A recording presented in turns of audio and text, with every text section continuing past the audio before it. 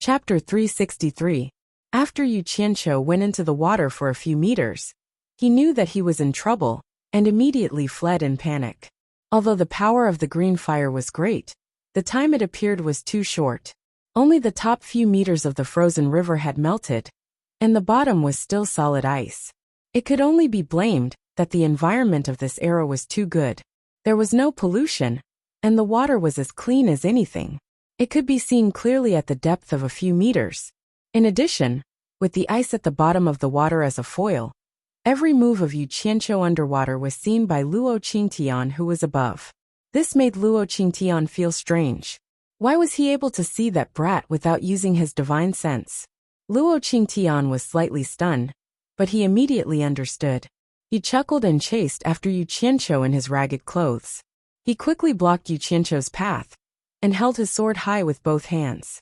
The sword in his hand turned into a huge sword shadow and fiercely slashed toward the river. Bang! There was a loud sound. The river was slashed by a white chain, and a water curtain that was hundreds of meters long and tens of meters high exploded. The people on the shore couldn't see the situation at the bottom of the river because of the different angle. When they saw Luo Qingtian's crazy action, they were all confused. The sound transmission effect in the water was not bad. It made Yu Qianqiu dizzy. The huge undercurrent that surged from the bottom of the river immediately rolled him back. He didn't think much and retreated more than 10 meters. His body lit up with green fire, and he directly turned into ice and drilled into the layer of ice. Luo Qingtian chased after him again, and was stunned again. There was a green lantern-like ball of light in the layer of ice below. It was really eye-catching. He couldn't help but laugh and said, "Yu Qianqiu, let's see where you can escape to this time." He ran to the front and raised a huge sword shadow to slash down. When the water splashed down, Luo Qingtian actually drilled into the water along with the splashes. Dongfang Chang'ao and Qiu Wuyuan rose into the air at the same time. When they saw the big green lantern at the bottom of the river, they immediately understood everything. The two of them looked at each other and cursed in their hearts. What was the difference between this brat and burying his head in the sand? There was a huge wave on the surface of the river, and a layer of ice as wide as the river emerged from the bottom of the river. It turned out that Luo Qingtian had moved the ice that was stuck to the bottom of the river. The buoyancy of the ice layer was great, and it immediately floated when it was removed from the bottom of the river. In the big ice that was 100 meters in length and width, there was a shining green shadow swimming around. They didn't need to guess to know that it was Yu Qianqiu. Luo Qingtian was deliberately making a fool of Yu Qianqiu. He wanted to use this method to regain some face. The shining green light in the ice suddenly disappeared, as if Qianqiu felt. Yu Qianqiu. Yu Qianqiu suddenly realized that the ice, and you had Yu Qianqiu. The flickering cyan light in the ice suddenly disappeared, as if it had sensed the arrival of danger. Just now, when the ice was shaking, Yu Qianqiu had felt that it was strange. He had accidentally discovered that he could vaguely see the sun in the sky. It was impossible for this to happen underwater. His heart suddenly sank, and he felt that something was wrong. The green fire quickly disappeared, and he immediately realized that the whole space of the ice layer was bright. Needless to say, with the basic knowledge from his previous life, he immediately judged that the ice layer had surfaced. The word danger immediately appeared in his mind. Luo Qingtian saw that the green light in the ice disappeared, and he paused for a moment.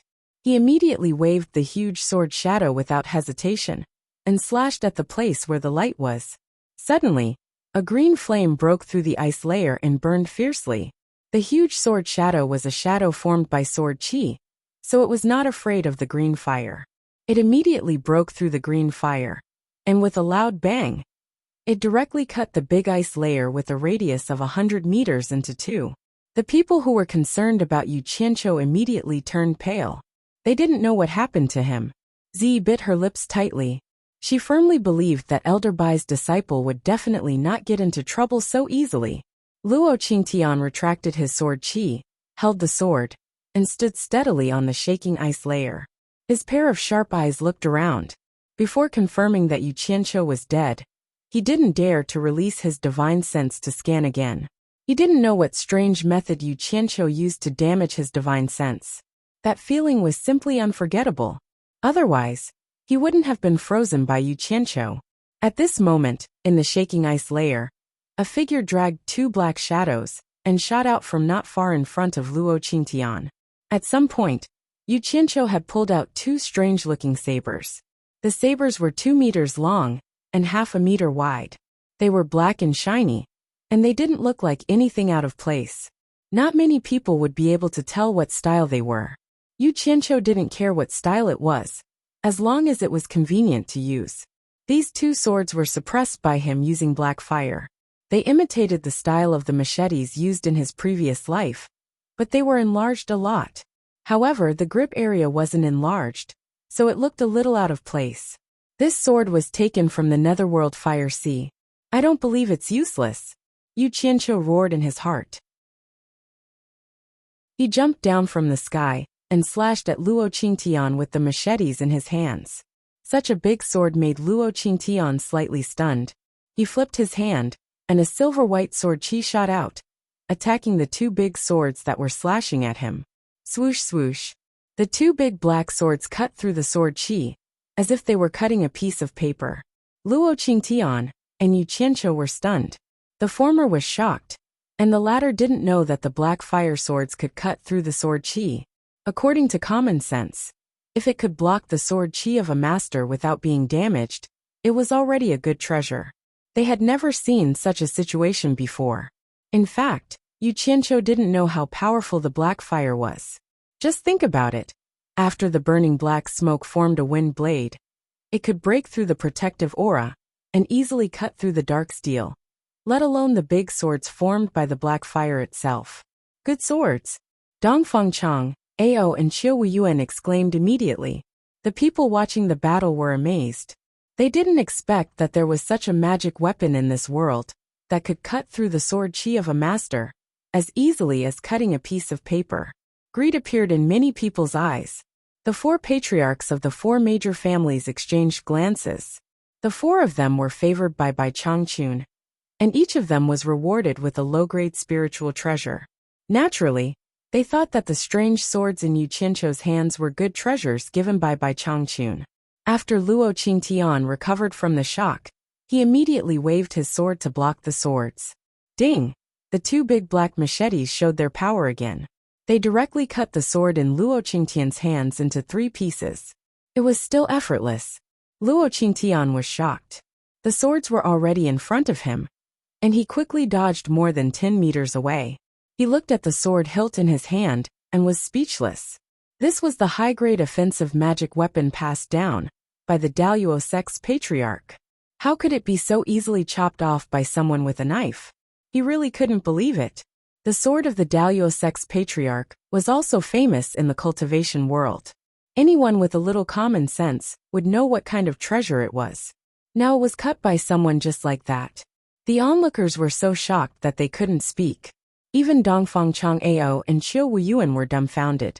Only the 4 patriarchs showed an expression, as if they had expected it. Everyone looked at the 2 strange but inconspicuous big swords in Yu Qianqiu's hands, and immediately thought of a possibility. Could it be a legendary spiritual treasure? Otherwise, with Yu Qianqiu's cultivation, how could he easily destroy a high-grade magic weapon? Suddenly, everyone's eyes were burning. Chapter 364. Don't run. Watch my blade. As soon as Luo Qingtian dodged, Yu Qianqiu chased after him like a crab with 2 big pincers. Once he got close, he raised his blade and slashed. When the former came back to his senses, he was already ashamed and resentful. The treasure passed down by Daluo sect's previous leaders was actually destroyed in his hands. How could he not feel ashamed and resentful? Of course, the most important thing at the moment was to avoid Yu Qianqiu's broadsword. This strange broadsword could even cut high-grade treasures like cutting vegetables, let alone a person. Luo Qingtian's speed was needless to say. However, close combat was also Yu Qianqiu's forte. The experience he had accumulated from risking his life in his previous life was not something that could be easily forgotten. Otherwise, he would not have gotten 2 machetes. For a moment, A spectacular scene appeared on the ice surface. Daluo sect's leader's figure was like a phantom, moving between the two broadswords. On the other hand, Yu Qianqiu was a brave man who was fearless. He wanted to kill Luo Qingtian with the machete in his hands. He didn't give Luo Qingtian any chance to stop and counterattack. His skill with the machete was so skillful that it made people gasp in amazement. He believed that even the martial arts masters in the secular world were no better than him. The two of them were entangled just like that. The spectators were dumbfounded. No matter how they looked at it, it didn't look like a fight between people from the cultivation world. Qiu Wuyuan said in a daze, giving up his advantage, "It looks like he's going to fight with his life. Luo Qingtian is a bit out of control. It's been more than 100 moves." Dongfang Chang'eo said, then turned his head and said, "If the treasure passed down by 10,000 demons as previous leaders was destroyed in your hands, you would also be a bit out of control." Big broadsword. Ziyi's lips parted slightly. Yu Qianqiu's one-on-one style completely subverted her concept of fighting.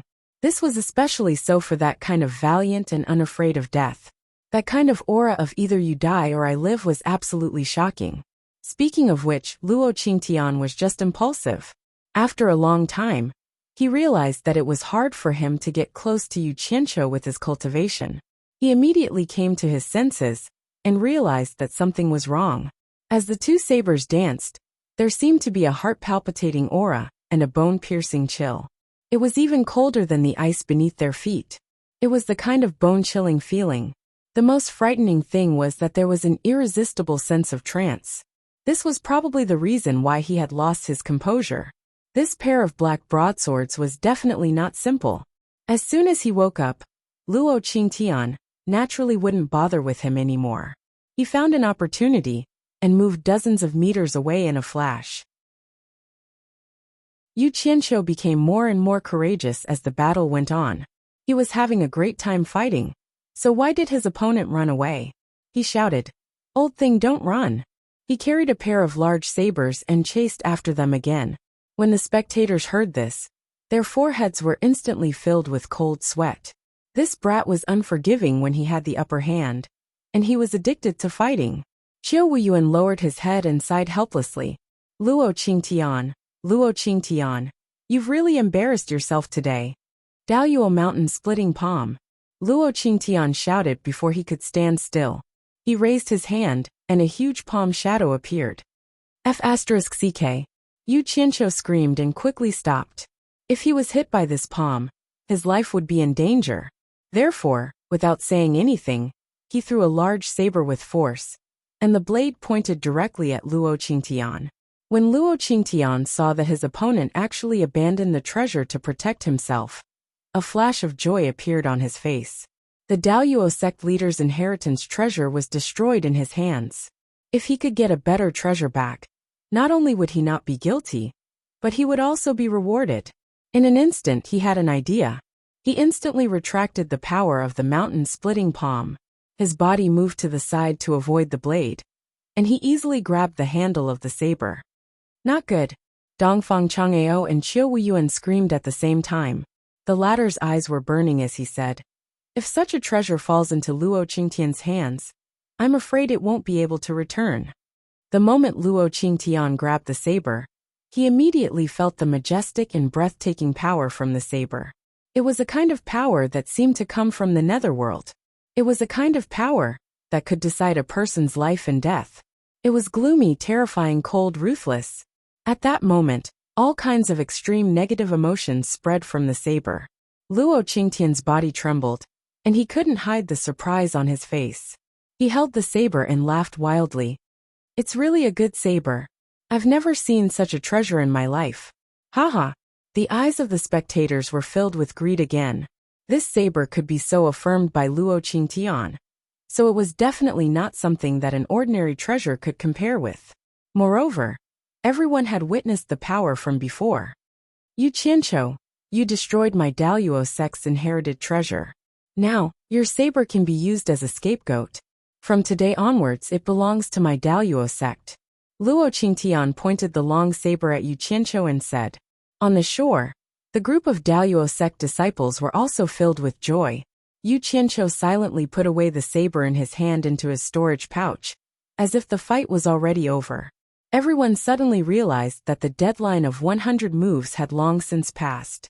The sect master of the exalted immortal sect would not go back on his word. However, everyone felt that it was a pity. Although Yu Qianqiu's life was saved, he had lost such a treasure. They were afraid that they wouldn't be able to get it back from Daoyuo sect in the future. Just as everyone was shaking their heads in pity, they heard Yu Qianqiu coldly snort and say, "My saber is my saber, and my things are my things. If I don't want to give it to you, no one can take it away. Only I am worthy of this saber." He slowly raised his finger towards Luo Qingtian and said, "You are not worthy. 100 moves have passed. I don't want to fight anymore. If you want to live, put down the saber, and I'll spare your life." Everyone shook their heads again. Everyone knew how to boast. Luo Qingtian's cultivation was higher than yours. Now that he had such a treasure, why would you, Yu Qianqiu, find trouble for yourself? Ziyi was probably the only one who believed that Yu Qianqiu wasn't boasting. She didn't believe Yu Qianqiu, but she believed that Elder Bai's disciple wouldn't boast. Since he said so, there must be a reason. Luo Qingtian held the saber horizontally in front of him and looked at it carefully. He sneered and said, "Yu Qianqiu, don't be too presumptuous. I promise I won't kill you after 100 moves, but I won't allow you to provoke me. If you make me angry, I'm afraid you won't be able to keep your other saber. Since you're looking for death, don't blame me." Yu Qianqiu said coldly and suddenly shouted, "Put down the saber." As soon as he shouted, "Ah!" Luo Qingtian let out a scream, and the saber in his hand fell to the ground with a clang. Yu Qianqiu stretched out 2 fingers and flicked it expressionlessly. The big black saber on the ice bounced up and spun in the air. It went straight to the side of Yu Qianqiu. Everyone was shocked by the sudden change of situation. Dongfang Chang'eo and Qiu Wuyuan looked at each other. With Luo Qingtian's cultivation in mind, how could ordinary pain make him scream so painfully? What was going on? Of course, they didn't know that this saber was condensed by black fire and was controlled by Yu Qianqiu. If Yu Qianqiu said it was a saber, then it was a saber. If he said it was fire, then it was fire. Just now, it only made Luo Qingtian hold the saber handle a little bit of black fire. Think about the black fire that even Bai Changchun couldn't overcome. How could Luo Qingtian bear it? Even if it was just a little bit of black fire. Yu Qianqiu didn't want to reveal the secret of the black fire for the time being. Otherwise, if the entire saber turned into a sea of black fire, Luo Qingtian wouldn't be alive. The disciples of Daoyuo sect couldn't bear it anymore. They quickly rushed over to check on their sect leader's injury. They were also vigilant of Yu Qianqiu, who was standing not far away with the saber. Dongfang Chang'eo, Qiu Wuyu and Ziyi, the 4 patriarchs, and many onlookers rushed onto the floating ice. The entire floating ice sank into the water. The water had already reached the top of everyone's shoes, but no one cared about it now. With so many people coming, Luo Qingtian bit his lips and endured the pain to not make a sound. The arm that he used to hold the saber was shaking nonstop. Everyone suddenly realized that Luo Qingtian's palm had already turned into white bones. There was a dark murderous aura on the wound, and it was still spreading to his arm. Wherever the murderous aura went, pieces of flesh would fall off. When they fell on the ice, they would slowly corrode and turn into blood. The situation was too horrible to look at. According to this situation, if the murderous aura didn't stop spreading, it wouldn't take long for Luo Qingtian to turn into a skeleton.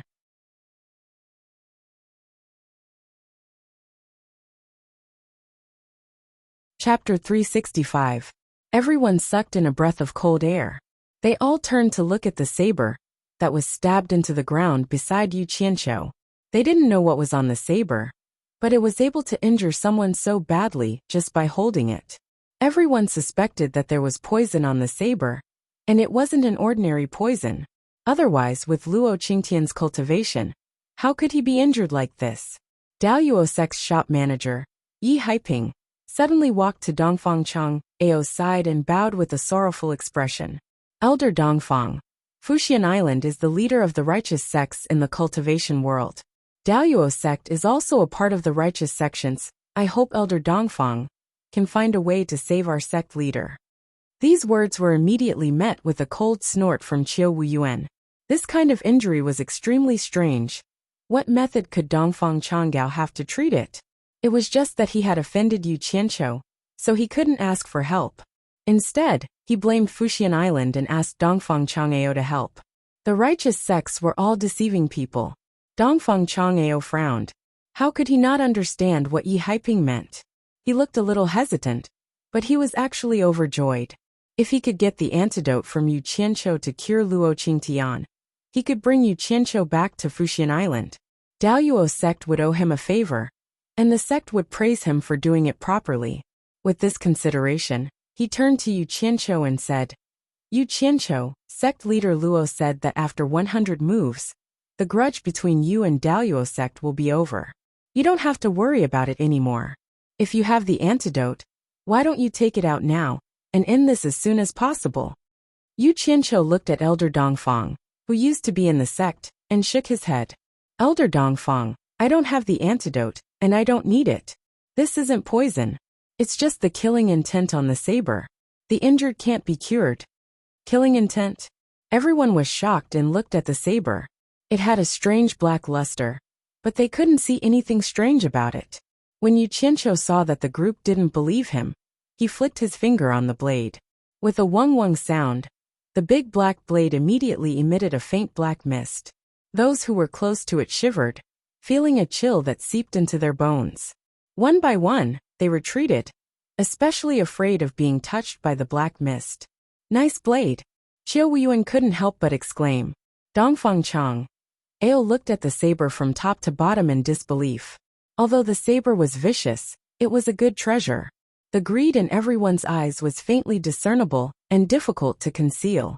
Yu Qianqiu swept a cold glance over and snorted. Those who have designs on my saber, listen up. This saber is stuck here. If you have the ability, take it. Yu Qianqiu will not say a word. Is there such a good thing? The group of people was suddenly eager to try, but no one dared to step forward. After all, Luo Qingtian was already in such a state with his cultivation. Sect leader. A group of Daoyuo sect disciples suddenly exclaimed. Everyone's attention immediately shifted from the saber to Luo Qingtian's body. They saw that his injured arm was gone, and an arm that was almost completely corroded into bones was lying on the ground. The bones were also slowly rotting in the wind. This Luo Qingtian was really cruel to himself. When he heard that there was no cure, in order to save his life, he actually took action himself and used his left hand to remove his right arm. However, this was still a good way to save his life. Although he lost an arm, his life was at least saved. Yu Qianqiu raised his eyebrows slightly. In fact, it wasn't that he couldn't save Luo Qingtian. He could completely absorb the killing intent, but he wouldn't do that. His thought was that since they were opponents, they should have the awareness of being opponents. It was a bit ridiculous to expect an opponent to save an opponent. How could there be such a good thing all the time, unless the opponent had some ulterior motives? This was the reality that both the winner and the loser had to face. There was no such thing as logic.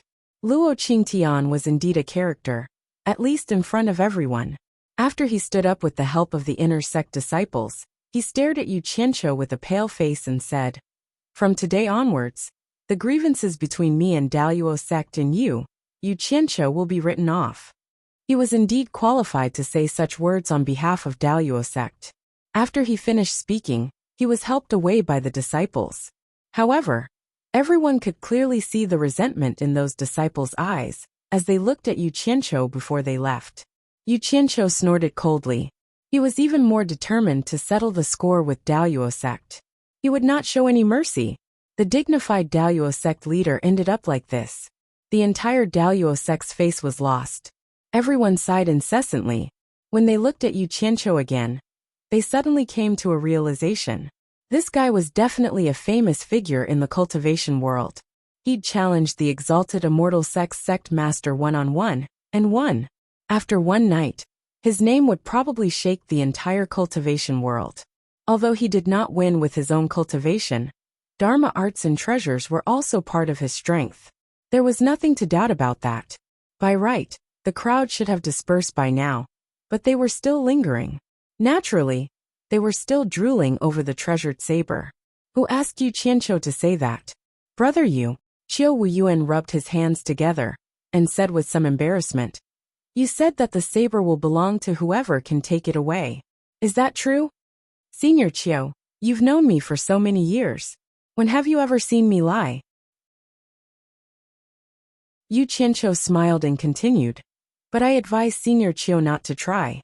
Why don't you watch the show? Qiu Wuyuan was a little hesitant. What if someone else took away such a good thing? However, he wasn't confident either. In the end, he pursed his lips and said reluctantly, What a pity. All right, I'll listen to you. As if I'm confident that you'll listen to me. Yu Qianqiu retracted his smile and looked around. He said in a deep voice, I don't have time to play with everyone here. If anyone wants to try, come at me. If there's no one else, I'll be keeping the saber and leaving. Even though everyone was eager to try, there were a few experts present who did not say anything. Naturally, it was not convenient for the rest to take the lead. Unexpectedly, someone behind Yu Qianqiu asked weakly, Can I go and try? It was a woman's voice. Yu Qianqiu almost fainted when he heard that. I set up the arena here with a plan. Why did you come and ruin my plan? The person who said this was none other than Zi. She was also excited to see such a treasure. However, how could Yu Qianqiu let her try? He was afraid that she would take it away the moment she took it. He didn't dare to hurt her. Others can but not you. Yu Qianqiu rejected her straightforwardly. This time Zi couldn't take it anymore. She turned to face him and asked coldly, Why can others but not me? It's fine if you're stubborn. But why did you come out and ruin my plans? Yu Qianqiu couldn't get angry at her. He kicked the back of the saber, and the saber tilted. He grabbed the handle and pulled it out. He looked around and said, I, Yu Qianqiu, am an honest person. I don't talk nonsense. Words that have been spoken are like water that has been spilled. There's no way to take them back. However, I see that everyone here is very polite. It's not a good idea to keep giving way. How about this? Patriarch Wu. He turned around and shouted, How many spirit stones do you think my saber is worth? Wu Sihai came closer and said in surprise, What do you want to do? Do you want to sell the saber? Don't think too much. If I auction this saber, what do you think the starting price will be? Yu Qianqiu smiled. Hearing this, many people's eyes lit up. They had the same doubts as Wu Sihai. Wu Sihai looked at him suspiciously and said in a deep voice, If you auction it, the origin, name, material, power, and whether it can be used repeatedly are all factors that determine the price. Yu Qianqiu looked at the crowd and said with a smile, It's said that someone brought this saber out from the Eastern Holy Land. As for his origin, I don't know anything. However, one thing is for sure. It can definitely be used repeatedly. I've used it for a very long time. What, the legendary Eastern Holy Land? A wave of exclamations came from all directions. Experienced cultivators had all heard of this place. It was the ruins of an ancient war. Something that could come out from there might be a spirit treasure. No wonder this saber's power was so domineering. It turned out that it came from the Eastern Holy Land. Zi frowned in doubt. Who would have the ability to bring something out from the Eastern Holy Land? Yu Qianqiu didn't care about everyone's glowing eyes. He looked at Wu Sihai and said, Just estimate the starting price for the auction. Don't be too high. 100 million high-grade spirit stones. Wu Sihai was silent for a while and finally spat out this number. That's too high. Yu Qianqiu said in a clear voice. I, Yu Qianqiu, am a man of my word. I said that whoever can draw this saber will have this saber. I won't go back on my word. However, it seems that everyone has a lot of scruples. I'm afraid that those who don't have the ability will lose their lives in vain. Here, I, Yu Qianqiu, solemnly declare to the entire cultivation world that in 3 days, I will be holding a saber-drawing conference on Hat Island.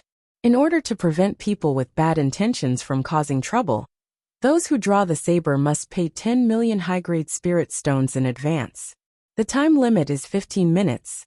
Of course, Those who have more money can try again as long as they pay.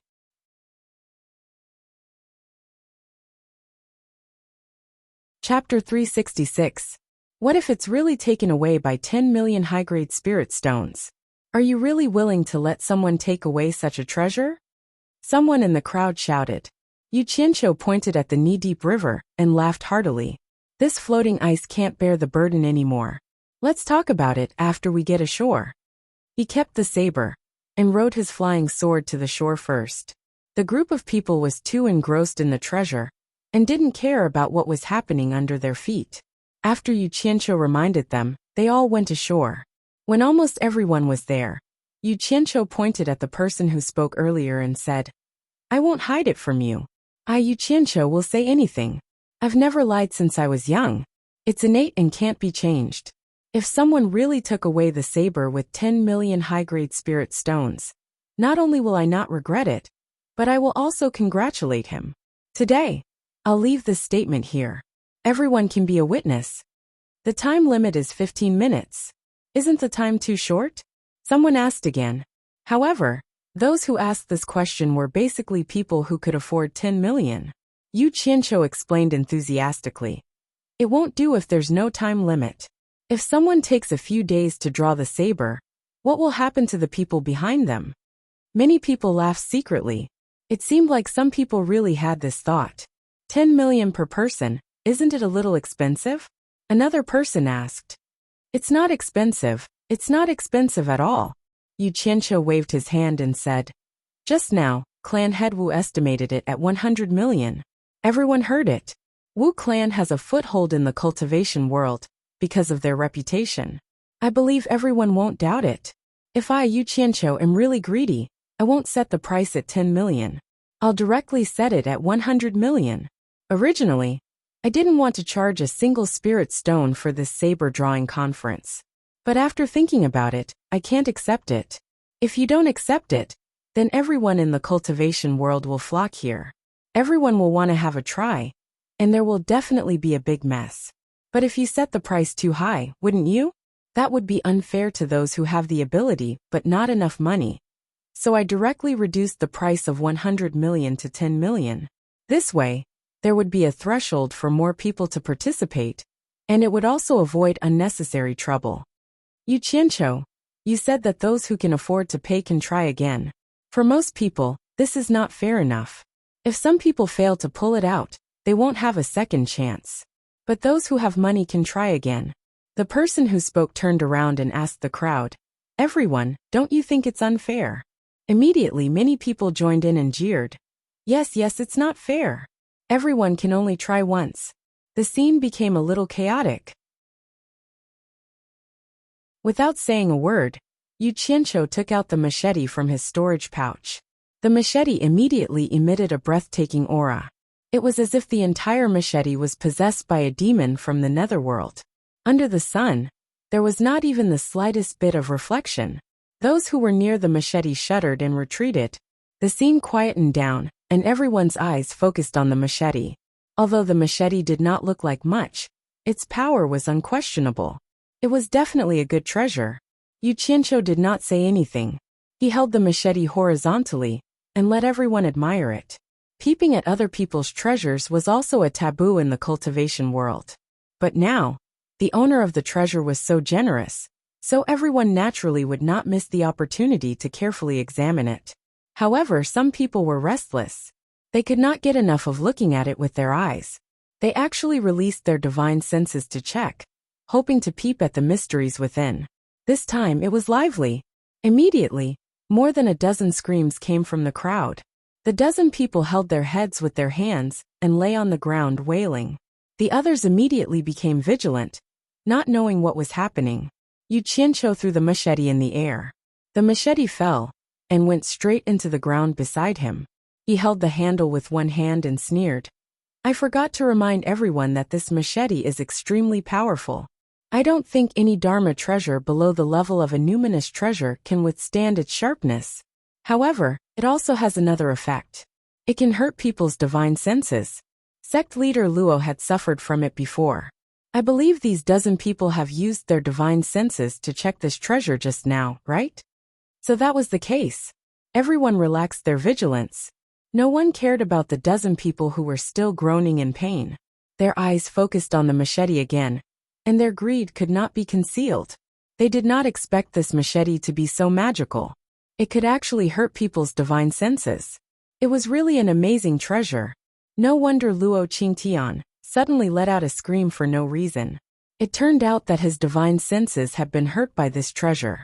Dongfang Chang'ao and Qiu Wuyuan also found it a little difficult to move their eyes away from the machete. What that friend said just now is right.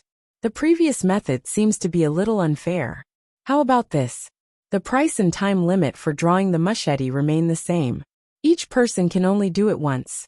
However, there are many rogue cultivators in the cultivation world. They do not belong to any sect. Compared to those who have sects, they are the most disadvantaged.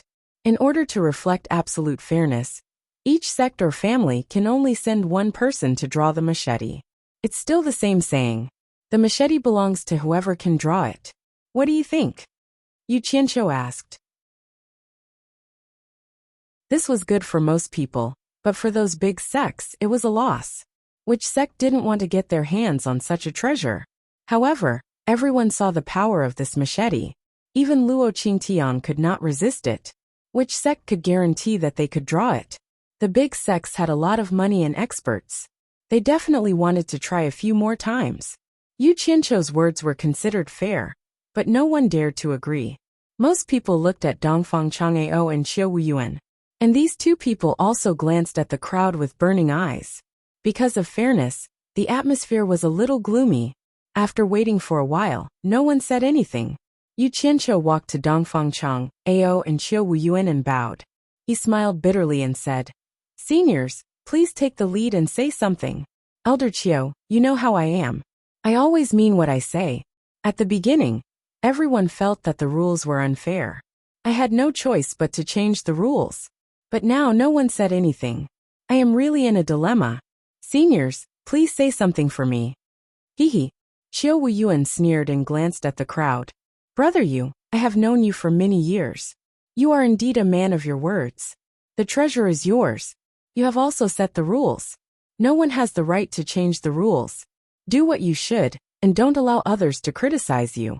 If anyone is dissatisfied with your strength, I will be the first one who can't stand it. Whoever is dissatisfied, come at me. I, Qiu Wuyuan, agree with the original rules and object to the new rules.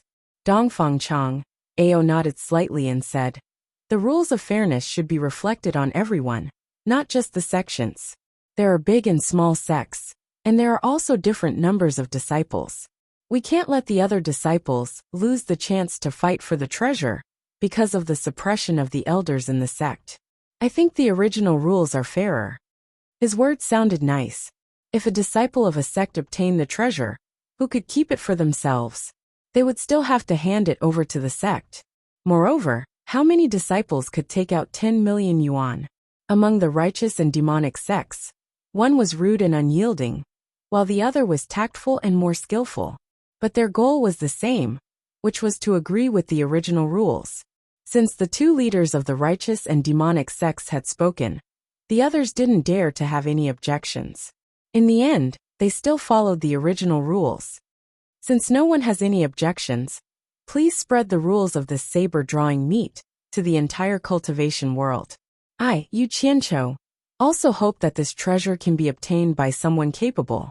Yu Qianqiu cupped his hands at the crowd. He casually picked up the huge saber from the ground and stuffed it into his storage bag. Then he patted his butt and left. Seeing how easily he drew the saber, everyone's eyes lit up.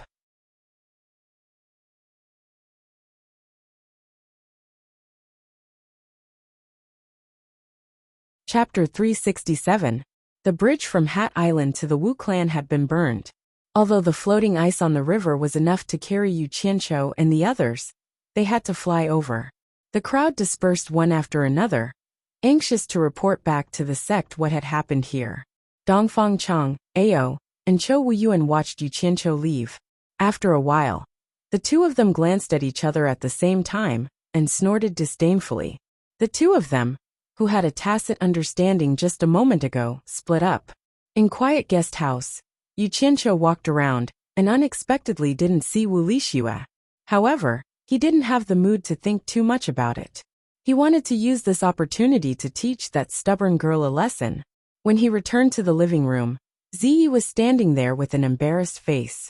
She seemed to have realized her mistake. "Oomph," Yu Qianqiu sneered, then turned to face her and said in a strange tone, "I really don't know why my master sent you to follow me. Hee. Help me. Using the method of working against me to assist me? That's my honor. Thank you for your cooperation. But I've had enough. Now please go back to Shuntian Island and find my master. Tell him that I'm a difficult person to work with. I'm the one who chased you away. You can push all the blame to me. I won't refute it. Then, you can stay in your South Sea purple bamboo forest. Please. I won't send you off." He gestured to the door. Ziyi's slightly drooping face suddenly lifted up. She said with some resentment, "You want to chase me away? How can I face Elderby like this? What a joke.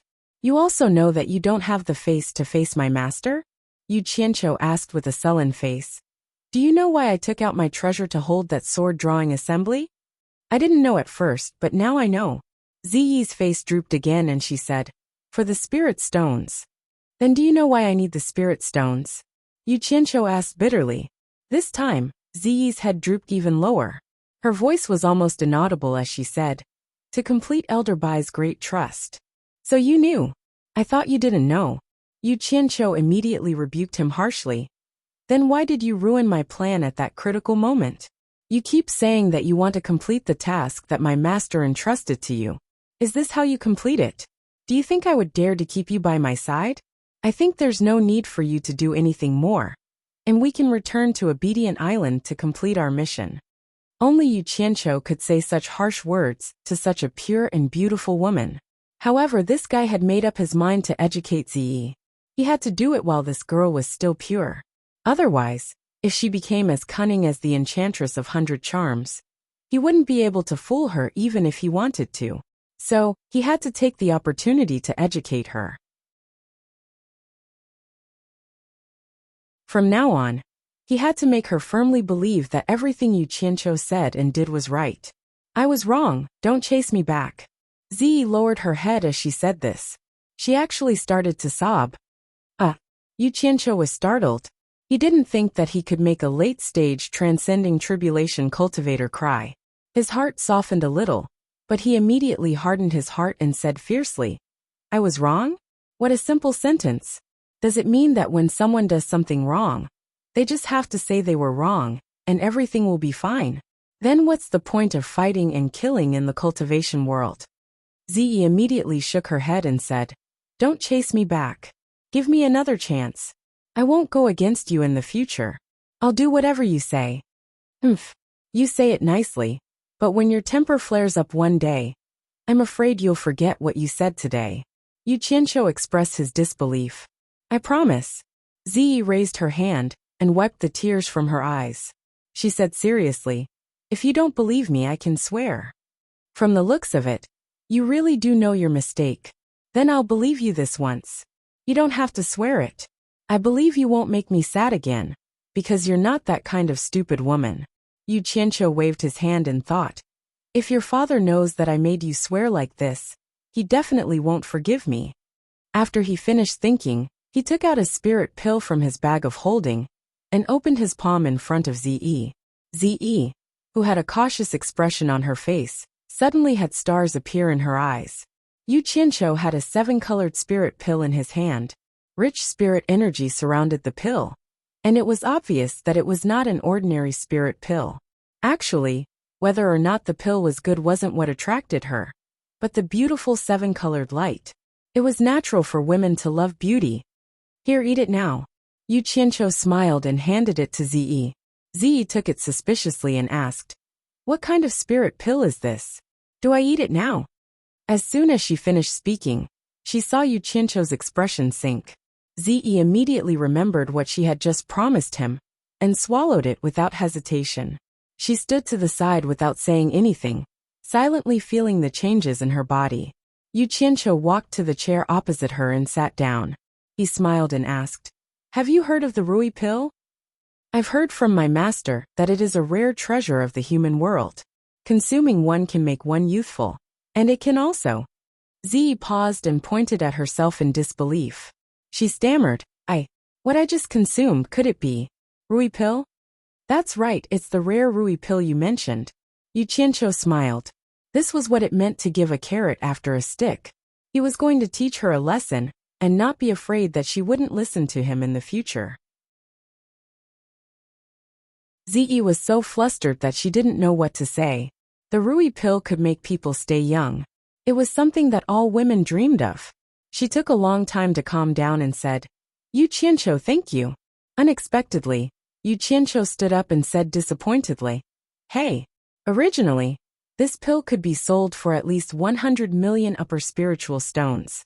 It might even be more than that. I kept it for myself for a long time, but I can't let you work with me for nothing. Just take it that you've done me a favor, and I'm paying you for it. Now that you've taken my salary, you can't throw a tantrum in the future. When Ziyi heard this, she couldn't be excited anymore. She stood there with an idiotic look on her face. According to Yu Qianqiu, this was a time when they needed money. Did she eat 100 million just like that? Could it be more than 100 million? Moreover, Yu Qianqiu couldn't bear to eat it himself, but he gave it to her. She really owed him a big favor. She might not be able to repay him. Just when the two of them were speechless, Wu Lixue walked in from outside. Her face was pale, and she didn't look good. When she saw Yu Qianqiu, she actually bowed and said, My grandfather and the others are outside the courtyard. They want to come in and greet you. Yu Qianqiu was surprised and said, Shuai, what's wrong? Are you feeling unwell? He walked over and wanted to touch her forehead. Unexpectedly, Wu Lixue immediately took a few steps back, as if she was avoiding a thief. This made Yu Qianqiu's caring hand miss. This time, Yu Qianqiu was even more surprised. How did a lively and lovely woman who was in love become like this? There must be a big change. He then narrowed his eyes and said in a low voice, Shuai, what's wrong with you? Did someone bully you? Who dares to touch my woman? Tell me, I'll kill his whole family. Wu Lixue didn't say anything. Whenever Yu Qianqiu took a step closer, she would take a step back. Yu Qianqiu was instantly anxious. He chuckled coldly and said, You don't want to tell me, right? I'll go out now and kill everyone I see. I'll definitely find someone who knows. After speaking, he let out a cold snort and flung his sleeves before rushing out. Yu Qianqiu was famous in the cultivation world for daring to do anything. Otherwise, he wouldn't have the titles of scum and lunatic. Wu Lixue often cared about him, so she naturally heard of his deeds. She definitely believed that he could really start a massacre in the Wu clan. She immediately blocked the door and pleaded, Yu Qianqiu, don't be reckless. I'll tell you. Say it. What exactly is going on? Yu Qianqiu asked in a deep voice. Wu Lixue had a painful expression as she bit her lips and said, I heard that you are my clan's old ancestor's personal disciple. Even my grandfather and the others have to respect you as a teacher. It is against the rules for us to be together. Yu Qianqiu raised his brows and immediately understood what was going on. He immediately spoke straightforwardly, T. Who's the one spouting nonsense? I have no relationship with your Wu clan's old ancestor. When did I become your old ancestor's personal disciple? This is pure nonsense. Ziyi's eyes moved back and forth between the two of them. There were many things she couldn't understand, but she had a slight pain in her stomach and was holding on to it. Wu Lixue's tightly knitted brows gradually relaxed. There was a trace of pleasant surprise on her face, but she didn't dare to reveal it. She asked weakly, Is it true? Then why did Elder Wu Zhengang tell me this? You silly lass. Don't you know that I have a grudge with him? He is purposely using you to anger me and make me unhappy. Don't you understand? Yu Qianqiu pretended to be angry as he reprimanded. However, he was really angry in his heart. It's Wu Zhengang again. I haven't even settled the score with you, but you are here to stir up trouble. Very good. Really? Wu Lixue's eyes lit up. Of course it's true. Your grandfather and the others respect me, because my current master is highly respected in the cultivation world. It's not as complicated as you think. Yu Qianqiu raised his hand and caressed her hair. There was a rare gentleness in his eyes. He thought in his heart, originally, I could openly use Old Man Bai's name to extort money from the 4 major clans. I gave up doing that because of you. Furthermore, your surname is Wu, and you have no blood relationship with the surname Bai. How can the surname Bai be your old ancestor? Bring her to the bath first. Yu Qianqiu pointed at Zi and pouted to the outside. Also, let your grandfather and the others come in. When Wu Lixue saw Zi, he was immediately startled. He exclaimed, Zi, what happened to you? He saw that on Zi's exposed skin, there was a black stain. It was a bit scary. Zi was also shocked when she touched it. However, she might have some understanding of the Rui pill. After the shock, she immediately reacted. After looking at Yu Qianqiu, she immediately urged Wu Lixue to bring her away. After watching the 2 women leave, Yu Qianqiu thought about making another batch of Rui pill when he had the time. The footsteps outside interrupted his thoughts. He put on a smile and went out to welcome them. The patriarchs of the 4 major clans, the 6 clan elders, and the more important elders of the Wu clan were all here. The greetings between the 2 parties were a little awkward. Now, because of Yu Qianqiu's identity, although they hadn't said it openly, everyone didn't know how to address him. Yu Qianqiu didn't care. He made way and waved his hand. Everyone, if you have something to say, please come in and take a seat. We can talk slowly. The group of people nodded and walked into the hall one after another. Just as everyone entered in a single file, Yu Qianqiu's eyes suddenly flashed with a trace of fierceness. A clump of green flames that had been raised to the extreme suddenly appeared in his hand, and he suddenly shot it at Wu Zhengang, who was passing by. At such a close distance, Wu Zhengang was unprepared. Before he could react, he was enveloped by the raging green flame. Ah! A short scream resounded through the quiet guest house. As the green flame disappeared, Wu Zhengang had already turned into ashes. Yu Qianqiu snorted coldly. No matter what intentions you had when you said those words to Wu Lixue, I will kill you. Whatever intentions you have will be for naught. The people of the 4 major clans suddenly looked over and were instantly stunned. But Yu Qianqiu put on a smiling face, as if nothing had happened. He raised his hand and said, Everyone take a seat inside. I was just about to discuss the matter of the saber drawing assembly with everyone. Please. He took the lead and walked into the hall.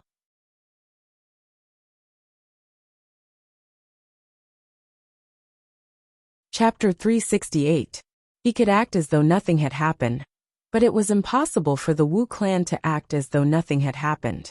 Especially with Wu Zhenggang's status, which was only slightly inferior to the clan head Wu Sihai. He already had a group of followers in the Wu clan. Otherwise, he wouldn't have gone against the clan head Wu Sihai. Wu Sihai was stunned on the spot, and the group was dumbfounded. The first to react was Wu Zhenggang's backer Wu Bao. He teleported in front of Yu Qianqiu and clenched his fists so hard that they made cracking sounds. His face was completely red as he shouted angrily, Yu Qianqiu, how am I impudent? Yu Qianqiu smiled with his eyes squinted. The group recovered from the shock. The 5 clan elders from the 4 major clans teleported over and stood in between the 2 of them. But they didn't know what to say, especially Bai clan's clan elder Bai Yunshan. In terms of seniority, Yu Qianqiu was their clan's senior.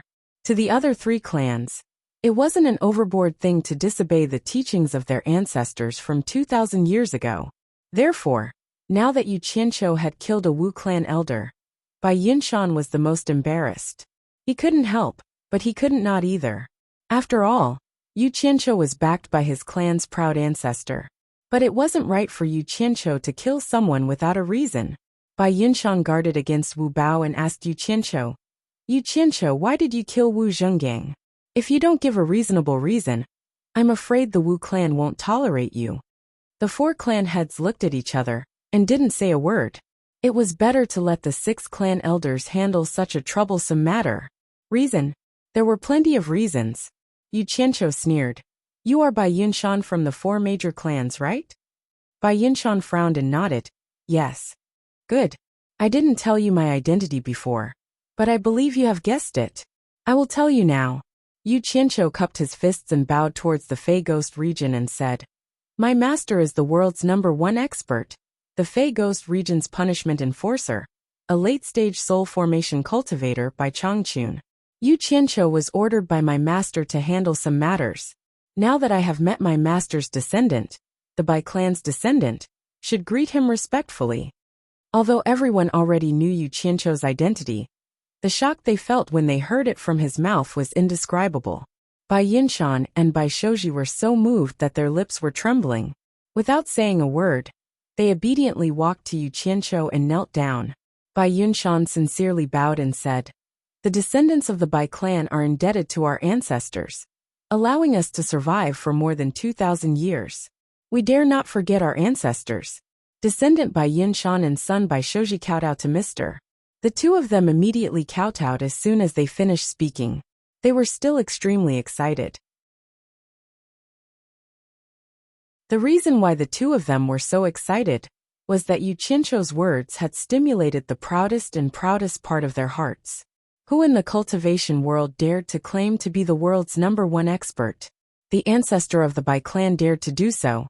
Who in the world could control the demon ghost domain where demons and ghosts roamed freely? It was their ancestor. How many cultivators of the late deity stage were there in the world? Their ancestor was one of them. The glory of their ancestors would naturally shine on their descendants. The two of them could not help but be excited. After kowtowing, father and son were still kneeling there, waiting for Yu Qianqiu to wake them up. Yu Qianqiu graciously accepted their greetings. Then, he looked at the other 3 clans and said, "After all, the 3 of you are not my master's bloodline descendants. Although you all follow the teachings of your ancestors, and regard my master as your ancestor, I dare not ask too much of you. However, if you receive a drop of kindness from someone, you must repay it with a gushing spring. If the 4 great clans are willing to kowtow and pay their respects, then do so now." Hearing this, the clan leaders and clan elders of the Tan clan and the Jing clan also kneeled down and paid their respects. The people of the Wu clan instantly looked at each other. Logically, they should go and pay their respects. However, Yu Qianqiu had just killed Wu Zhengang. Moreover, he had not given a reason yet. Who could bring themselves to bow and pay their respects? If they wanted to pay their respects, Yu Qianqiu could have just given any reason. But what was going on now? Could it be that this kid wanted to break up the 4 great clans? Wu Sihai looked at Yu Qianqiu with a gloomy expression. When Yu Qianqiu asked the people of the 3 clans to stand up, he suddenly winked at him. Wu Sihai was momentarily stunned. Then he immediately realized what was going on. In his heart, he immediately prostrated himself in admiration. This kid was really something. Not only did he kill Wu Zhengang for revenge, he also solved the problem of seniority with Shui Air. His intelligence and ability to respond to emergencies were really outstanding. I have accepted your 3 clans' greetings and confirmed my status with your 3 clans. The Wu clan is not willing to pay their respects to me. Naturally, there is no seniority relationship between me and the Wu clan. Of course. Yu Qianqiu looked at the Wu clan and said, "I personally cannot represent my master. This is a matter between me and your Wu clan. Your 4 major clans will still be your 4 major clans. There is no need for you to tie everything together endlessly." The development of the matter didn't exceed Wu Sihai's expectations, but he didn't know that Yu Qianqiu had another reason for doing this. It wasn't easy to get the Wu clan's money because of Wu Lixue, but the other 3 clans weren't weak, either. He had to find a way to get them to fork out some money. He had already thought it through. Since Bai Changchun had given the authority to him, the old fellow wouldn't mind if he were to get some money from his descendants. The matter of seniority has been clarified. Now let's talk about Wu Zhenggang's matter. There is no hurry to settle everything one by one. Yu Qianqiu turned to the other 3 clans and said, "Your 3 clans might be curious why I wanted to kill Wu Zhengang. If the Wu clan hasn't forgotten about the reason, you should be clear about it. Why don't your 3 clans ask the Wu clan?" The hall went silent, and only Wu Bao was still panting with rage. In fact, the 4 major clans knew about the grudge between Yu Qianqiu and Wu Zhengang. They also knew that Yu Qianqiu said he would take Wu Zhenggang's life. It was just that this matter happened too suddenly. and even the victim didn't have time to react. The other 3 clans might have confirmed the seniority with Yu Qianqiu, but they were all flesh, and it wouldn't be good to help anyone. I refuse to accept this. Wu Bao roared and looked at everyone. Yu Qianqiu might be the old ancestor's disciple, but what right does he have to kill wantonly in my Wu clan? What right does he have? Don't implicate my master. I am only asking you, what right does that Wu Zhengang have to kill me? Could it be that he doesn't need a reason to kill others, but others need a reason to take revenge? Tell me, what right does Wu Zhengang have? Could it be that just because you are his backer in the Wu clan, he can act unscrupulously? Yu Qianqiu spoke with an icy cold tone. Wu Bao opened his mouth. He knew that what Yu Qianqiu said was the truth, and everyone knew about this matter. Wu Bao didn't know how to refute.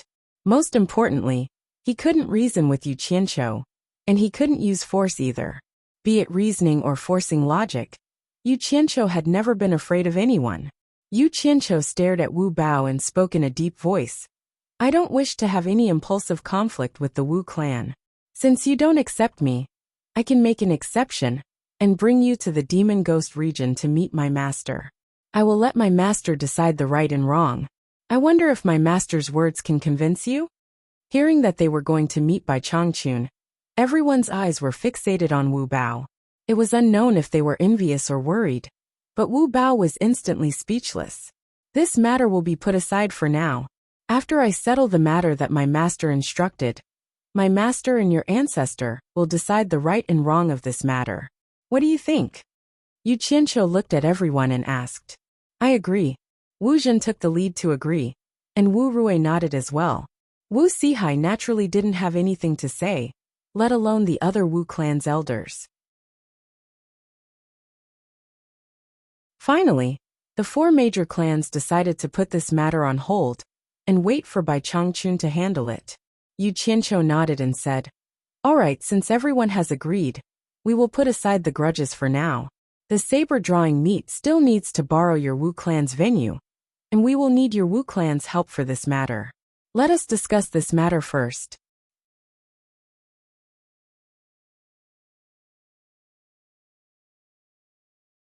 Chapter 369. The holding of the saber drawing ceremony could be said to have set off a huge uproar in the cultivation world. A treasured saber from the Eastern Holy Land. This gimmick alone was enough to attract people. What kind of place was the Eastern Holy Land? It was an ancient battlefield where ancient spiritual treasures had been used for generations. No one knew how many mysterious things were left there. In addition, Yu Qianqiu had defeated the Daoyuo sect master with this saber, so it was hard not to be jealous. The major sects gathered their masters and counted the spirit stones in their storage. They were all full of confidence and prepared to get the saber back. Some small sects that were not strong enough also asked their ancestors to help. Some small sects that did not have enough spirit stones even borrowed money from everywhere to give it a try. Who wouldn't be tempted by a mere 10 million spirit stones that could possibly be exchanged for a spiritual treasure? After all, the saber was very strange. It was not something that could be obtained by someone with a high cultivation level. Luo Qingtian's cultivation level was high, right? He still could not take it away. Yu Qianqiu's cultivation level was not high, right? He still chased Luo Qingtian everywhere with the saber in his hand. For a time, no one in the cultivation world mentioned the fact that Yu Qianqiu defeated Luo Qingtian. Everyone was concerned about who could take the saber away. It was very likely to be a spiritual treasure. Whoever got it, even if they did not have the fortune to enjoy it, they could still auction it at the Wu clan. That would be a big profit. At this time, Yu Qianqiu released important news to the outside world through the 4 major families. I, Yu Qianqiu, am really ashamed that I have alarmed the entire cultivation world because of this small matter.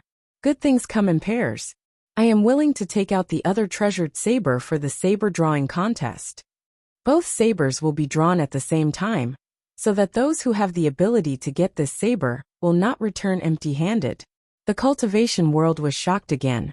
If some people felt that there was no hope for one saber, then there was much more hope for 2 sabers.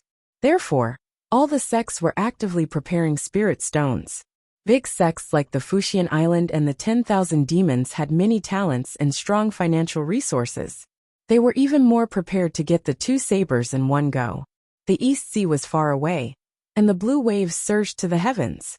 Seabirds soared on a lonely island in the sea. It was unknown when many more buildings had appeared between the mountains, but on the waist of the highest peak on the island, there was even a grand palace that was neither too big nor too small. The island was a nameless island, but the palace was called the Limitless Palace. Therefore, the island was also called the Limitless Island. The owner of the Limitless Palace was none other than the father and son of the Yen family, who were forced to flee overseas. Within the palace, Yen Bugui was at the entrance of the terrifying crypt, anxiously pacing back and forth with his fists clasped. Her mournful howls could be heard coming from the crypt, and the sound was extremely heart-wrenching. Yen Bugui was so anxious that his forehead was full of sweat. He stopped in his tracks and leaned against the entrance of the crypt, tears streaming down his face. After a long time the screams stopped, but heavy breathing could still be heard from inside. At this moment, 7 people dressed in distinctive clothing walked out one after another. All 7 of them were drenched in sweat, as if they had been soaked in water. The leader was a burly man with a leather waistcoat and a black cloak. His bare arms were drenched in sweat. Seeing them come out, Yen Bugui rushed over and pulled that man, asking anxiously, "State Preceptor Man how's the star chasing?" The man called State Preceptor Man who let out a long breath and nodded. "It's a success. Young Palace Master's wisdom is indeed extraordinary. For so many years, countless people have died under the 7-star blood-piercing technique, but no one has ever succeeded. To think that young Palace Master actually made it through." Hearing that it was a success, Yen Bugui was anxious to see his son. He wanted to rush into the crypt, but was pulled back by the State Preceptor Man who. The latter shook his head and said, "Palace Master Yen, it's better not to go in now. Young Palace Master has just formed his devil body through the 7-star blood-piercing technique, and his wisdom has changed greatly. I'm afraid that no one will recognize him for the time being. If you go in, it might cause a misunderstanding. Please wait patiently for a day." "Devil body?" Yen Bugui exclaimed. "What devil body? What did you say? What did you do to the star chasing?" "Palace Master Yen, don't be impatient." Man who comforted kindly. "It's not that we want to hide it from you, but young Palace Master asked us to do this. He said that he doesn't want you to worry. Now that the devil body has been formed, young Palace Master's future cultivation speed will increase by leaps and bounds. He will have great achievements in the cultivation world." Yen Bugui was after all not a 3-year-old child. After knowing that his son was fine, he quickly calmed down. However, he still had a gloomy expression on his face, as his gaze swept over the 7 of them. He said in a deep voice, "You'd better not hide anything from me. If you dare to plot against us father and son, we'll just perish together. No one will have an easy time. Palace Master Yen is worrying too much. You and I have sworn an oath. We will help you unify China's cultivation world. And after we succeed, you will use the entire China's power to help us find the star bead. After that, we will have nothing to do with each other. How can we plot against each other?" Man who patted Yen Bugui's shoulder and said, "Palace Master Yen, let's go out and talk. I will tell you everything in detail." Yen Bugui waved his sleeve and left angrily, leaving the 7 people looking at each other in dismay. These 7 people were originally 7 martial brothers. They were all disciples of the same master, Man who was their martial brother, and also the Dirong Empire's imperial teacher. Eldest martial brother, he is just a stray dog. If we did not save him, he would have lost his life. He is only a crossing tribulation middle stage cultivator. Yet he dares to vent his anger on us crossing tribulation late stage cultivators. He must be tired of living. I don't understand. Why do we have to rely on him? Could it be that our country's cultivation world combined can't defeat China's cultivation world? The 7th martial brother, who was ranked last, transmitted his voice. Man who glared at him and transmitted his voice back. China's cultivation world is deeply rooted in xenophobia. Even if we join forces and conquer it, we will face long-term troubles. We will not be able to organize an effective force to find the star bead. This Yin father and son, especially that Yin Juexing, are the number one sects in both the righteous and demonic Tao. They also have some power in their hands. They are good targets for us to use. In the future, don't talk nonsense like this.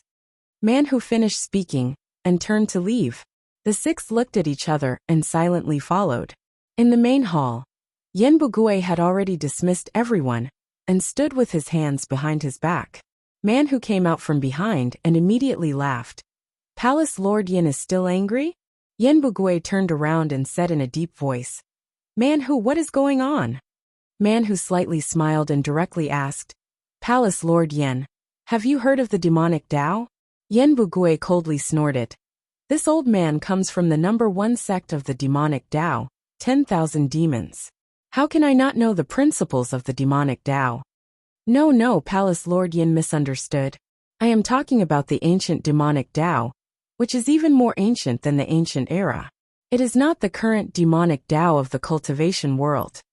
Man who said with a smile, Ancient. That is at least a few 100,000 years ago.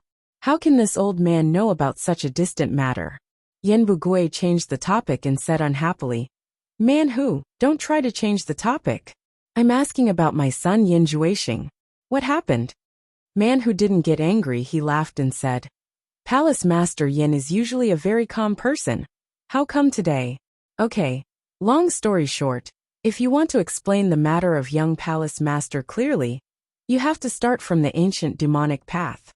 Yen Bugui asked, Could it be that what you did to him is related to the ancient demonic Tao? Man who nodded and looked outside the main hall and said, It is said that in the ancient era, there was not only the immortal world and underworld. There was also a world called the demon world. It's said that the demon world is a place that even the immortal and netherworld fear. However, someone sealed the passage to the demon world, so the ancient demon path faded out of people's sight. Until now, very few people know about it. There is such a thing. This old man comes from the demonic Tao. How can I not know about this? Yen Bugui was surprised. Man who laughed and said, The difference between Palace Lord Yan's devil Tao and righteous Tao is that the devil Tao is different. The ancient devil Tao is the true great Tao. Compared to the current devil Tao, it's like a grain of rice trying to compete with the bright moon. It's not worth mentioning, really not worth mentioning. Then how do you know about it? Yen Bugui asked doubtfully. Man who proudly said, 200 years ago, I became the state preceptor of the Dirong Empire. I happened to find a set of rare animal skin ancient books in the collection of ancient books in the inner palace. But because the characters on it were too old, no one could recognize it. So it was left unused. Coincidentally, my master is an expert in ancient texts. I have been cultivating with my master for many years and have dabbled in it. So I recognized the origin of this book. What origin? Yen Bugui couldn't help but ask. Devil book. Man whose expression was solemn as he slowly said, It simply introduces some matters of the ancient demonic Tao. In fact, it is a set of devil arts.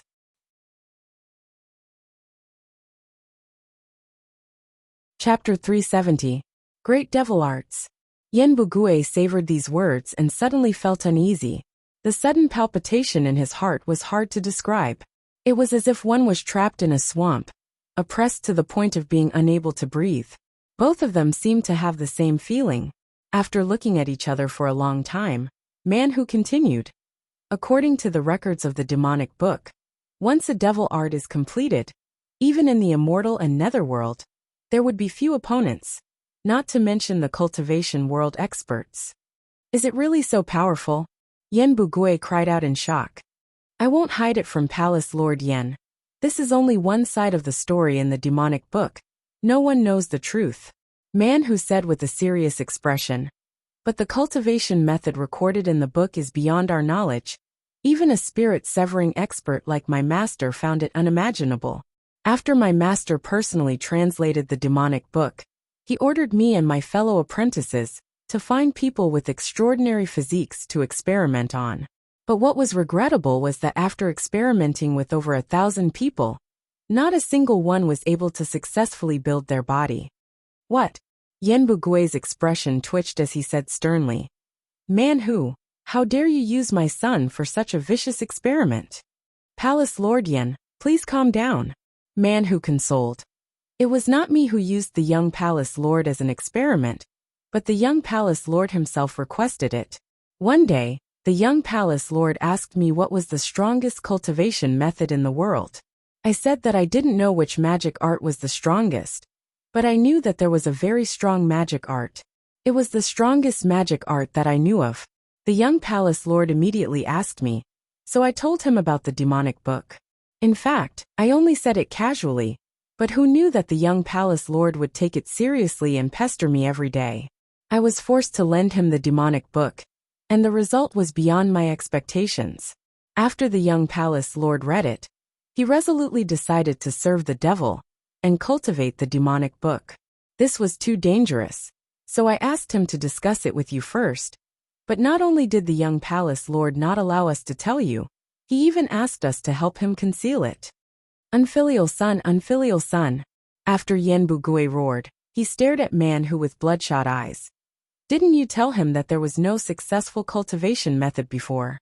If you want to practice demonic arts, you must first build a demonic body. Man Hu sighed and said, I naturally told young palace master about the previous failures, but young palace master's strong determination is simply unimaginable. We had no choice but to lie to you with the excuse of using a secret technique to increase our cultivation. Fortunately, the young palace master's mind is incomparably strong, and he actually managed to resist the 7-star blood-stabbing art, which is an unbearable torture for ordinary people, and brazenly established his devil body. Even I am surprised. Unfilial son, unfilial son. Yen Bugui kept murmuring like an injured tiger, breathing heavily. It could be seen how important Yen Juexing was to him. Barbarian Tiger and the others exchanged glances, and were about to leave quietly to give him some time to calm down. Yen Bugui asked, what about the 7 late-stage nascent soul cultivators under my command? They went in with you. Why didn't they come out? The 7 of them looked at each other in dismay. Man Hu awkwardly said, Those people. I won't hide it from Palace Master Yen. The reason why the young palace master was able to establish his devil body is because of their nascent souls and blood essence. What? Yen Bugui suddenly looked up and said, You mean they are already dead? Man Hu silently nodded and said, They have already sacrificed themselves for the young palace master, who would be willing to give up their lives. Yen Bugui was not a fool. With his son's cultivation, it was impossible to force any of the 7 to sacrifice themselves. It must have been done by the 7 late-stage transcending tribulation cultivators. But what could he say? Ding lang, ding lang. At this moment, the sound of chains being dragged came from the back of the hall, causing them to turn their heads. Shortly after, a person covered in blood and tattered clothes came out. His limbs and waist were dragging thick chains. When the person saw the people in the hall, he stopped and looked at them. His blood-red eyes caused them to tremble. If this person was not Yen Juexing, who else could it be? But with such an appearance, no one dared to recognize him. A handsome and elegant man had actually become like this. It was really hard to believe. The atmosphere in the main hall suddenly became strange. Man Hu and his fellow disciples all had a grave expression on their faces. After Yen Juexing's devil body was formed, they had used several thick black iron chains to lock him up. They were afraid that he would run out and cause trouble, while his divine sense was not awake. Who knew that he would actually break the chains? How could he do that with his current cultivation? Xinger, how are you? Yen Bugui regained his composure and was about to walk over to investigate, but Man Hu and the other 6 blocked his path and said, Palace Lord Yen, be careful. Young Palace Lord is still in a daze, unable to differentiate between friend and foe. Let him go. Yen Juexing raised his hand that was dragging the chains and pointed at the people blocking Yen Bugui. But the voice was a bit strange, cruel and emotionless. It was a bit scary. But he clearly still had an impression of Yen Bugui. He still recognizes me. He still recognizes me.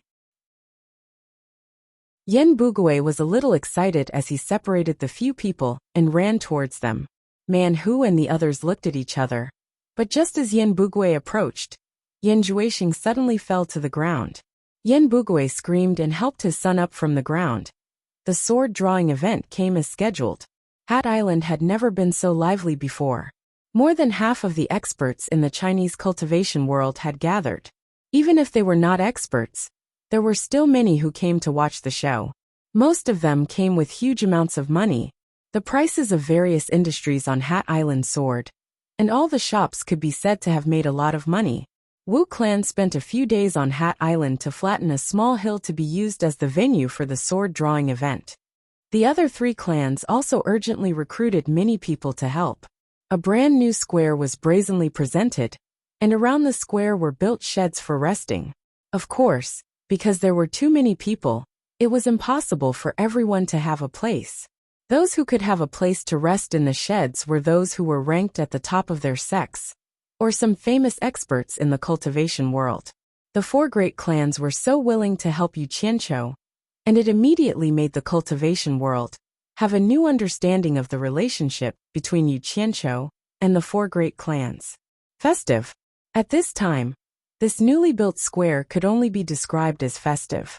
It was crowded with people, the sound of firecrackers crackling everywhere, and red silk cloth was hanging everywhere. The 4 great clans were sweating profusely. They did not know what Yu Qianqiu was thinking. He insisted on sending people to the secular world to purchase a large number of firecrackers and red cloth, saying that it was an auspicious opening, and that it was an auspicious opening. When did the cultivation world play this trick? It was too vulgar. The most terrible thing was that Yu Qianqiu also asked the people from the 4 great clans to come out to show their faces. Everyone had a big red cloth hanging diagonally, and a big red flower pinned on their chest. In fact, Yu Qianqiu originally wanted to invite some people to perform dragon and lion dances. However, this was not popular in this world, and he could not find anyone who understood this industry. Thus he could only give up on this idea.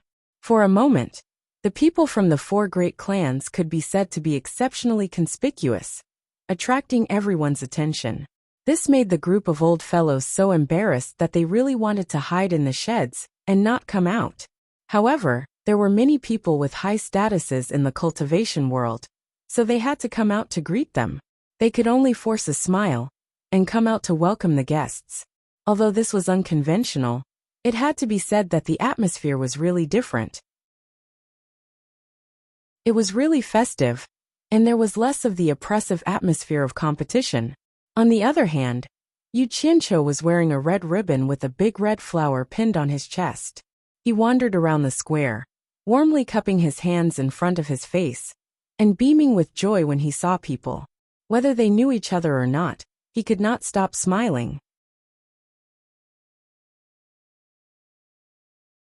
Chapter 371. This sect should be able to fork out 100 million. This sect should not be too poor. Corpse sect, a big sect, rich. Yu Qianqiu didn't care about the others pointing at him. He happily wandered around. In truth, he was looking around to see what kind of people had come.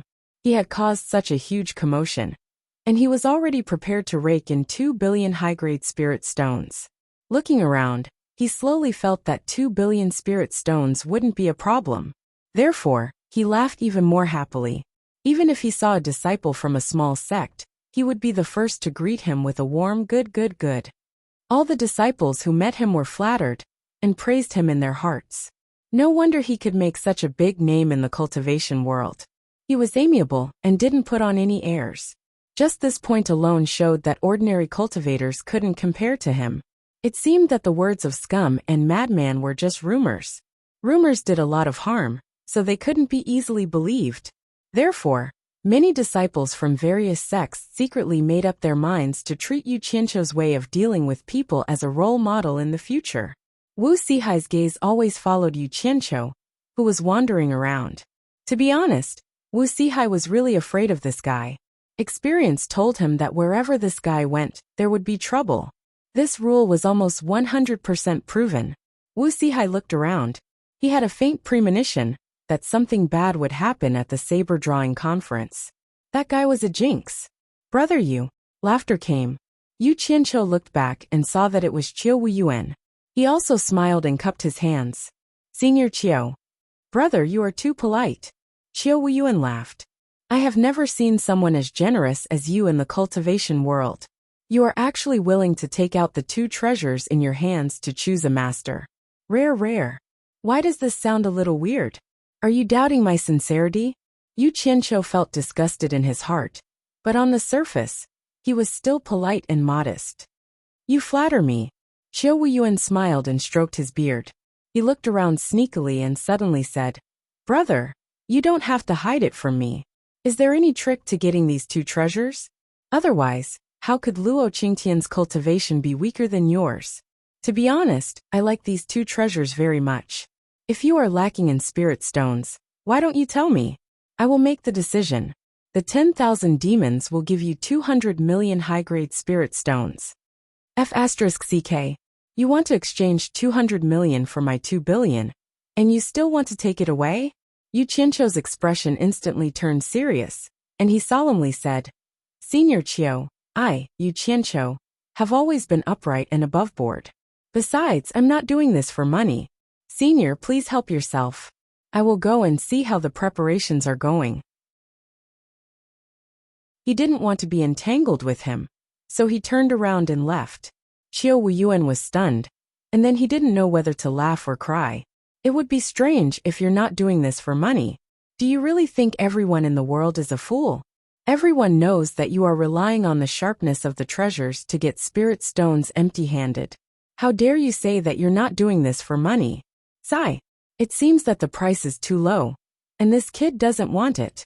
Yu Qianqiu, who was in a bad mood, walked to the temporary stage and asked Wu Sihai, Can we start? Let's wait for a while. Wu Sihai gestured to the empty tent on the left. Yu Qianqiu looked at the 10,000 demons on the right, and then looked at the empty seat on the left. Needless to say, who else could it be other than the Fuxian Island? He sighed and didn't know what to say. The so-called number 1 sect in the world, the Fuxian Island, should be more impressive. Their appearance was always the finale. While they were waiting, a group of people from supporting Immortal Island arrived. The one leading them was actually the Cultivation Pavilion's Osihai.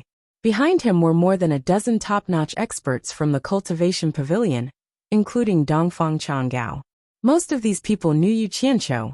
When they saw Yu Qianqiu on the stage, they were all stunned. Osihai shook his head and sighed. He led the group of people to their seats. Everyone quieted down. They knew that once the people from the Fuxian Island arrived, it would start. They all looked at the stage. You can start, Wu Sihai said to Yu Qianqiu.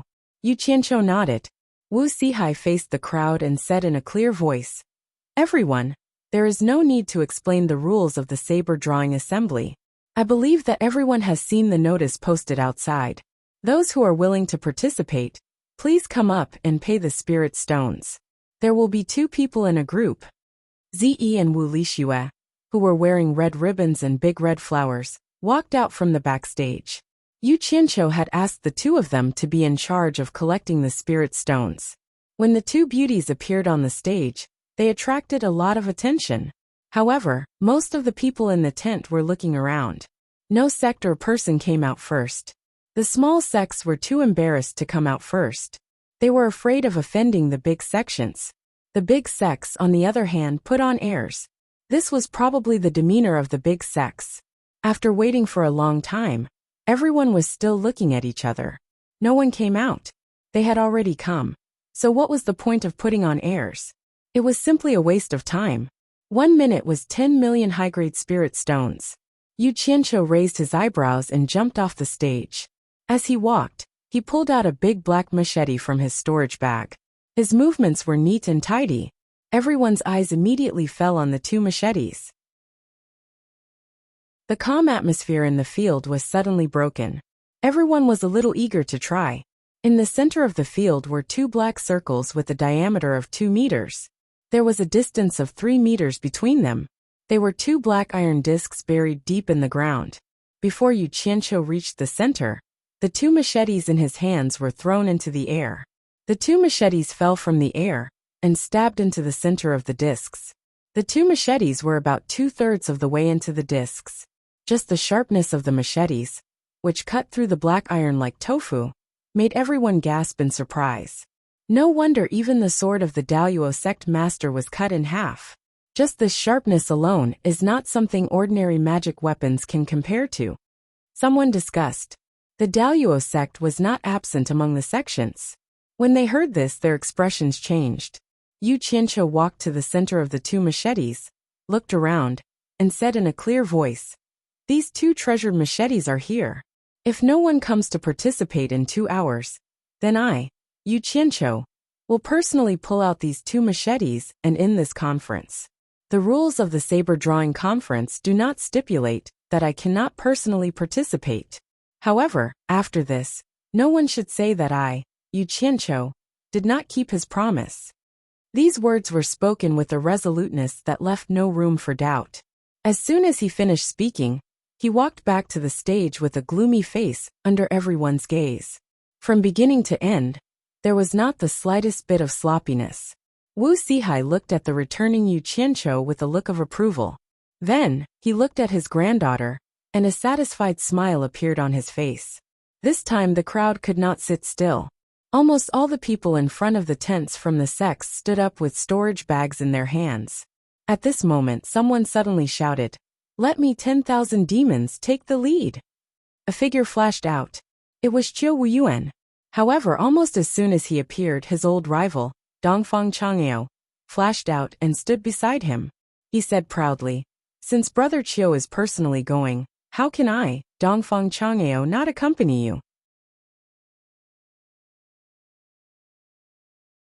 Chapter 372. Everyone present was used to it. These two people represented the top sects of the Orthodox and Devil sections. As long as one of them appeared, the other would definitely come out to fight. If it was another sect that appeared first, it would be better. However, when the 10,000 demons appeared first, how could Dongfang Chang'eo, who represented supporting Xian Island, sit back and do nothing? The two of them were at loggerheads again. The people from the other sects shook their heads and smiled bitterly. They returned to their positions. It was better not to get involved in the affairs of these two guys. The two of them looked at each other from the corner of their eyes. They snorted coldly at the same time, and turned their heads to the side. At this moment, one person from supporting Xian Island, and the 10,000 demons, each held a storage bag, and went up to the stage to pay the spirit stones for the two of them. Zi and Wu Lixue took the storage bag, and quickly injected their divine senses into it to count. It was the first time for the two women to personally handle so many spirit stones. This was all thanks to Yu Qianqiu.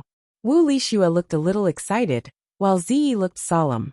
She thought that these spirit stones were related to the great trust of Senior Bai. After counting, the two of them nodded to Yu Qianqiu. Yu Qianqiu's eyes lit up, and a kind smile appeared on his face. He turned to Dongfang Chang'eo and Qiu Wuyuan below, and rubbed his hands. Then he raised his hand and said, "I wish the two seniors victory in advance. You may begin." There was a table in the middle of the stage with an hourglass on it. Wu Liqing came out, and turned the hourglass upside down. The fine sand flowed backwards. There was only a moment, but this moment was worth tens of millions of spirit stones. Dongfang Chang'eo and Qiu Wuyuan did not dare to waste any more time. Their figures flashed, turning into two afterimages that appeared in front of the two sabers in the blink of an eye. The people from supporting Xian Island, and the 10,000 demons could not sit still anymore. They all stood up, and stared at the two of them without blinking.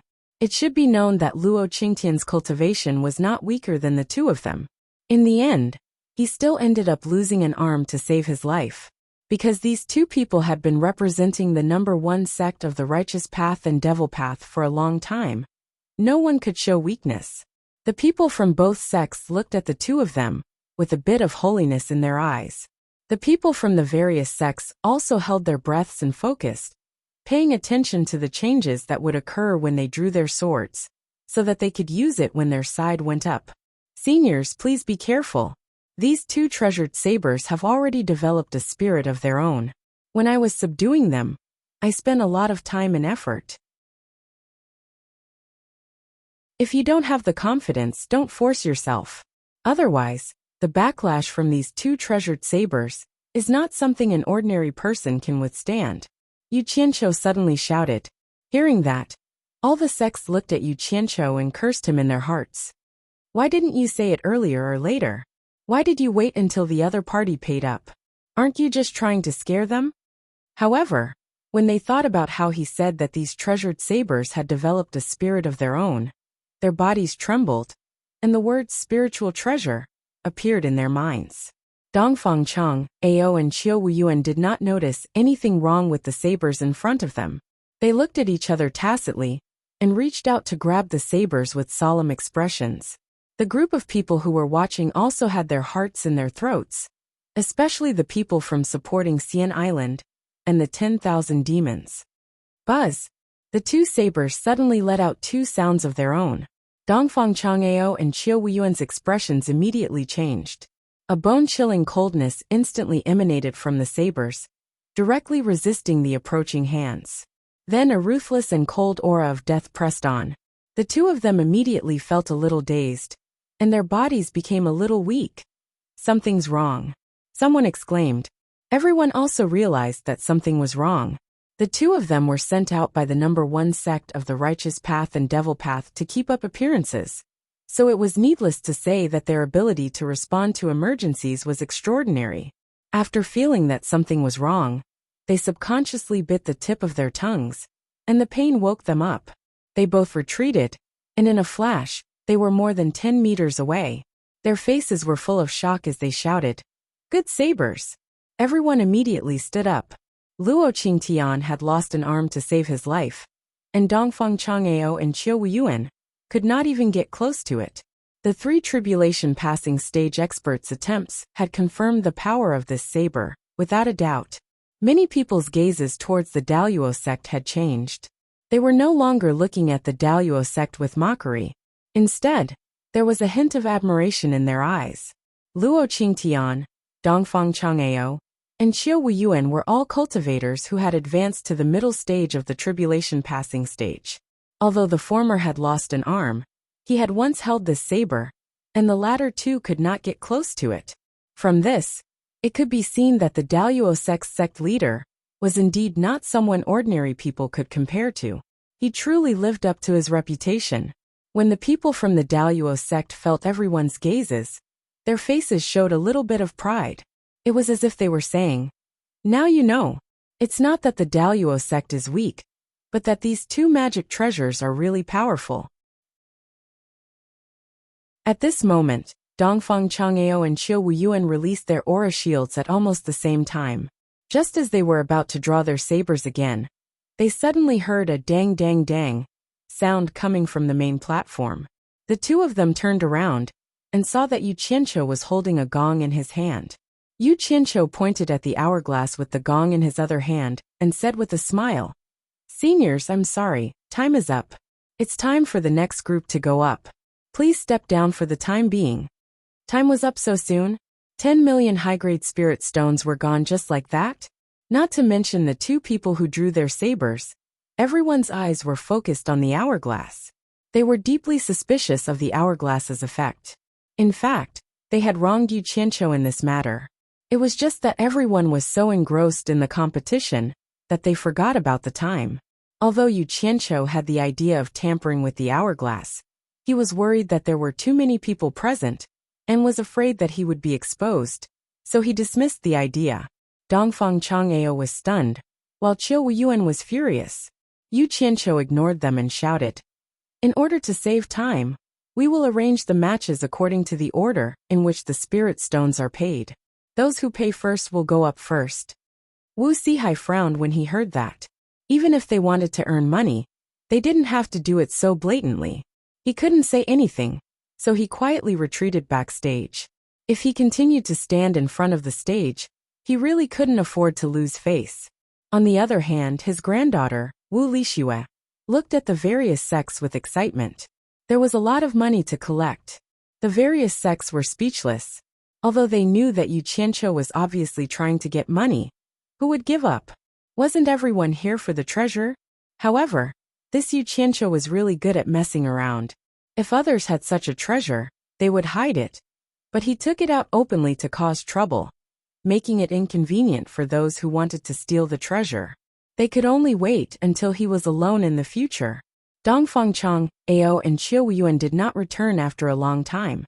The sects that the two belonged to immediately understood that they wanted to try again. Immediately, the two sects brought a storage bag to the stage and paid another sum of spirit stones for them. Yu Qianqiu waited for the two ladies to confirm the amount, then smiled at the two who did not go up. Seniors, please continue.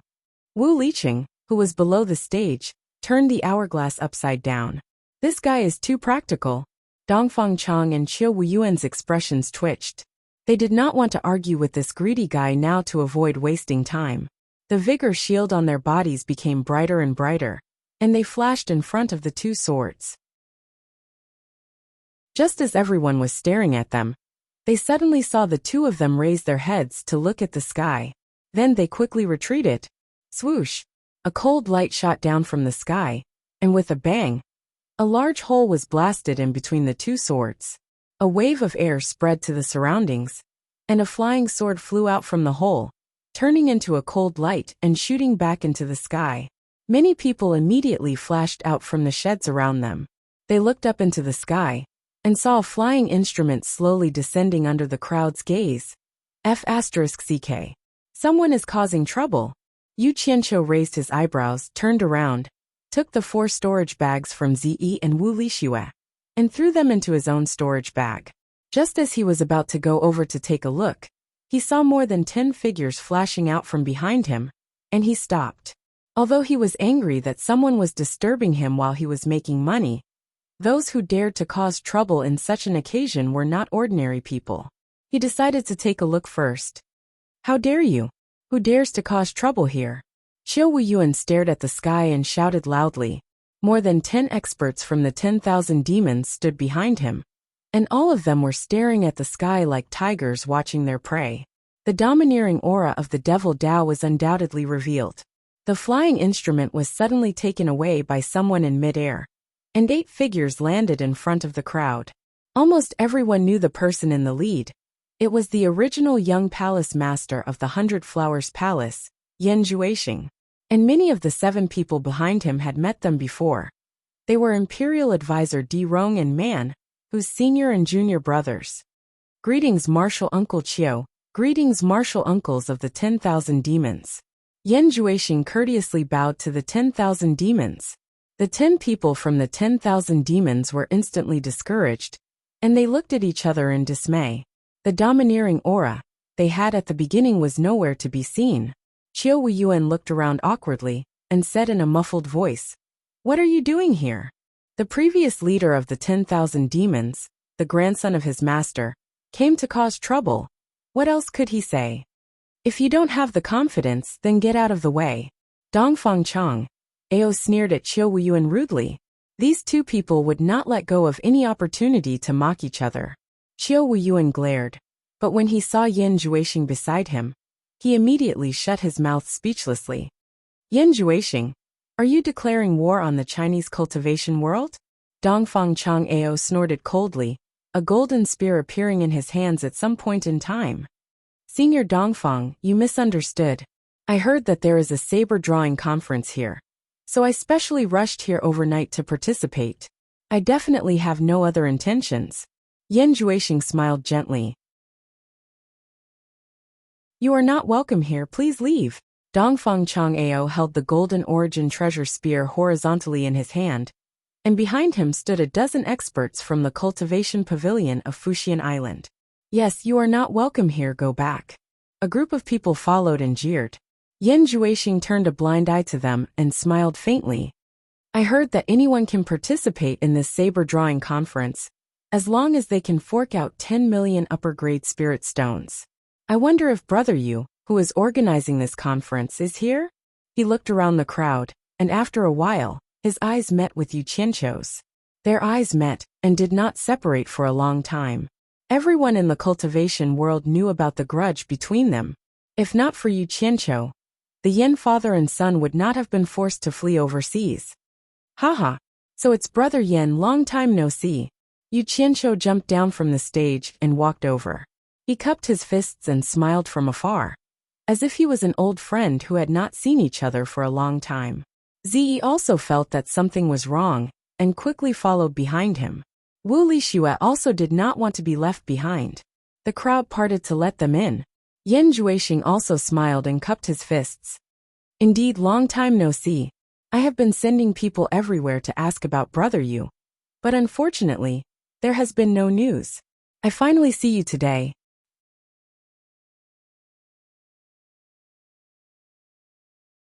Chapter 373. What good can you have for me? It's good that you don't fight with me.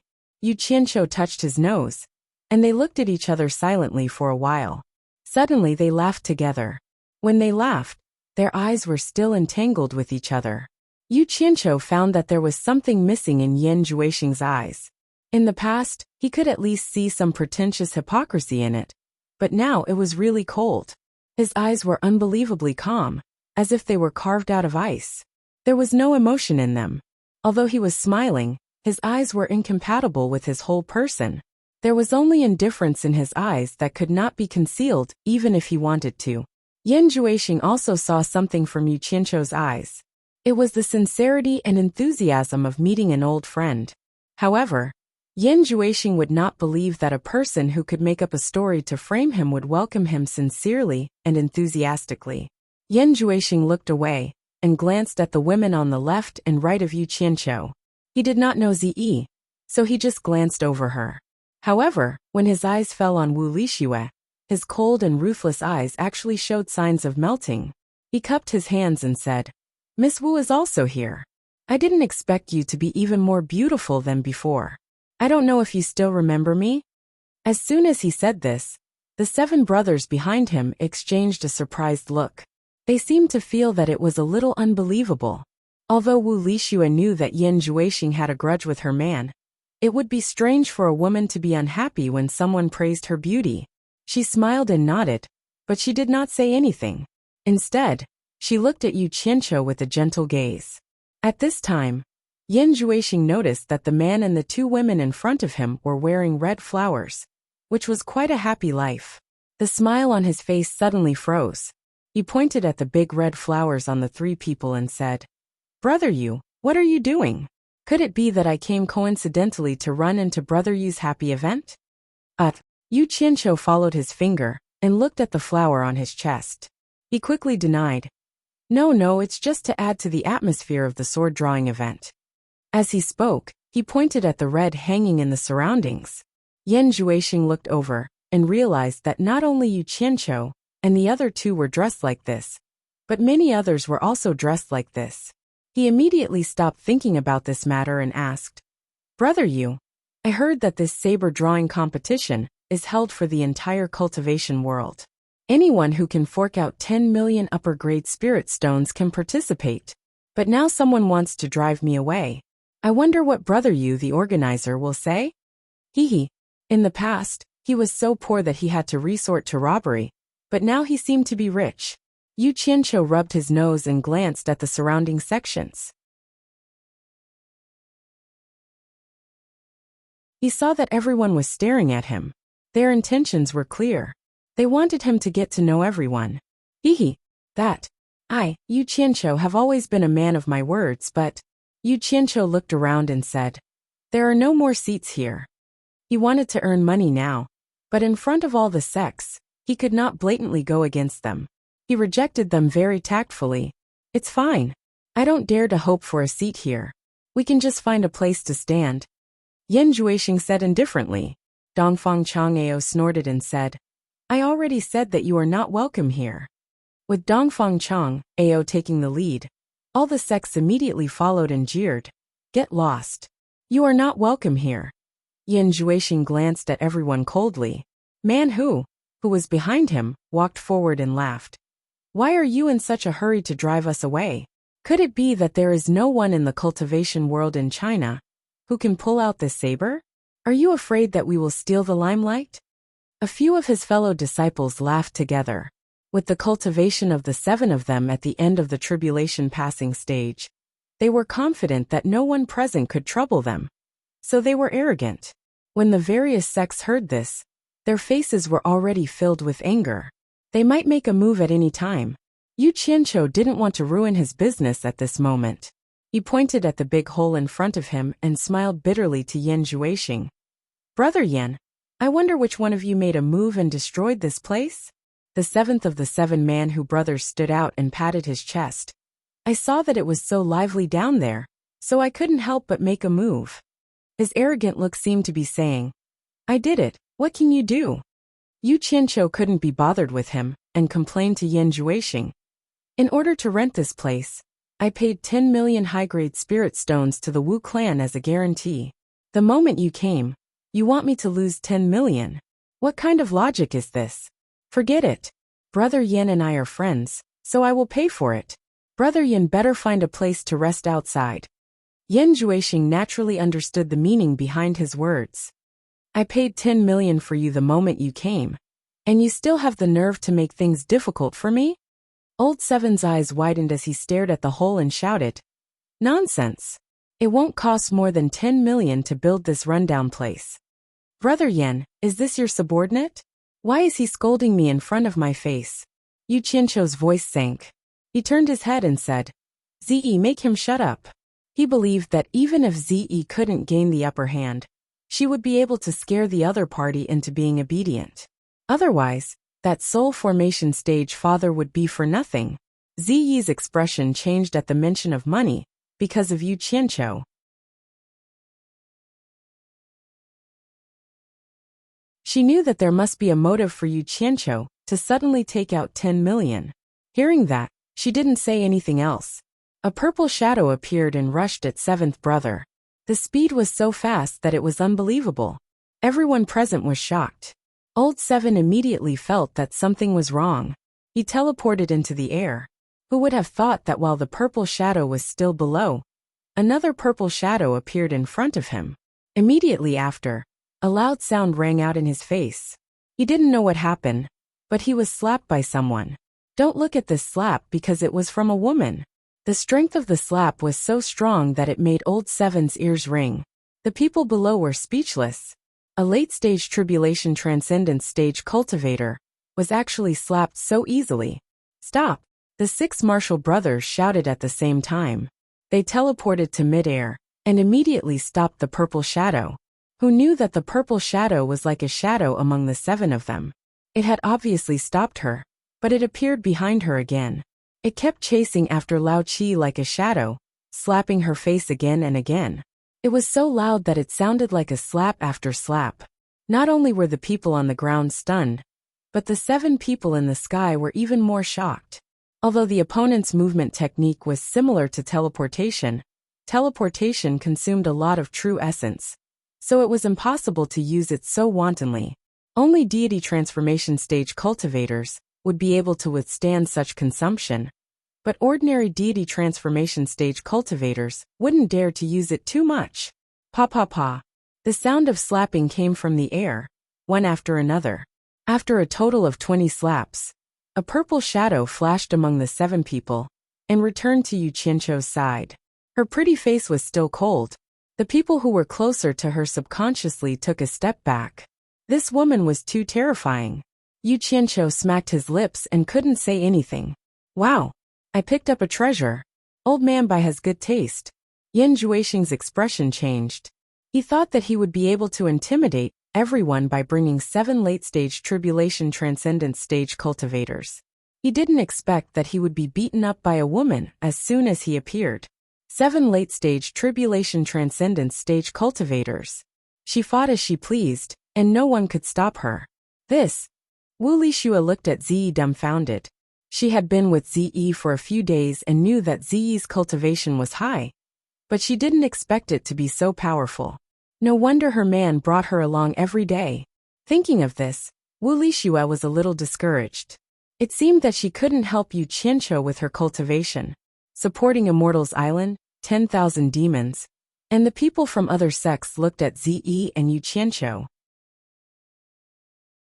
They couldn't figure out how this guy got such a powerful woman by his side. Not only was she beautiful, but she was also obedient to him. The 7 people in the air were stunned. Old Seven's face was swollen like a pig's head, but he immediately used his power to reduce the swelling. The 7 people flashed back to Yin Juexing's side. Man Who stepped forward and stared at Ziyi. We are not as skilled as you, so we have nothing to say. May I ask if you used the great art of shifting position? Ziyi's cold expression changed slightly. She looked at Man Who in surprise. She didn't expect someone to recognize that she used the great art of shifting position. But she didn't reply. Yu Qianqiu also glanced at her. He remembered that when they were in the purple bamboo forest in the South Sea, the handsome old man Nongzhu seemed to have told her to use the form displacement transposition art to escape. Seeing that she didn't speak, Man Who cupped his fists and said, "It must be the great art of shifting position. In this world, besides Mr. Nongzhu's great art of shifting position, there is no other movement technique that is so mysterious. May I know how to address you and Mr. Nongzhu?" Although the people present weren't the top experts of their respective sects, they still had extraordinary experience. However, they had never heard of the great art of form displacement transposition, and Mr. Nongzhu mentioned by Man Who. They looked at Ziyi and Yu Qianqiu blankly. There was no time for them to interrupt. Ziyi's powerful appearance deprived them of the right to speak. Ziyi still didn't answer, but Man Who wasn't unhappy at all. He sized her up for a moment, then suddenly nodded and said, "Just now, I heard the famous Yu Qianqiu of the cultivation world call young lady Ziyi. Young lady is also wearing purple clothes, so it shouldn't be wrong. It is said that Mr. Nongzhu of the purple bamboo forest in the South Sea has a female disciple named Ziyi, and she likes to wear purple clothes. I think he is talking about you. You know my master?" Ziyi couldn't help but ask when she saw that he was speaking logically. However, this was also equivalent to telling everyone about her background. So it really is Miss Ziyi. Man Who nodded and said with a smile, "Miss Ziyi has never asked about secular affairs. Why are you here? Is it possible that Mr. Nongzhu is also here? If he is really here, I hope you can introduce us to him. The 7 of us have heard of your name for a long time, and we look forward to meeting you." As he said this, he subconsciously looked around, and the other 6 people did the same. All the sects muttered to themselves, "Who is this Mr. Nongzhu? These 7 people seem to be afraid of him. What kind of person can make 7 experts at the late stage of the crossing calamity stage afraid of him?" "He didn't come," Ziyi replied coldly.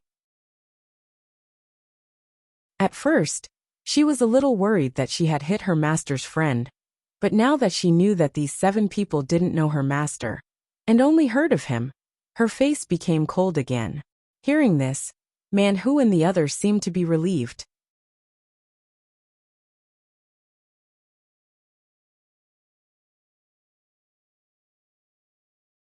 Chapter 374. Tut tut. It seemed that the handsome Nongzhu was quite famous in the soul-forming stage. Yu Qianqiu looked at their reactions and fell into deep thought. Man Who looked at Yu Qianqiu with a flicker in his eyes.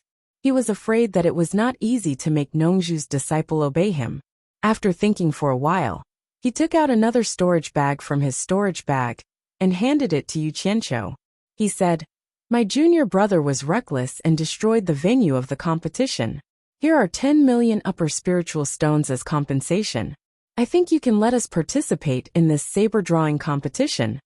Yu Qianqiu took the storage bag and used his divine sense to make a rough estimate.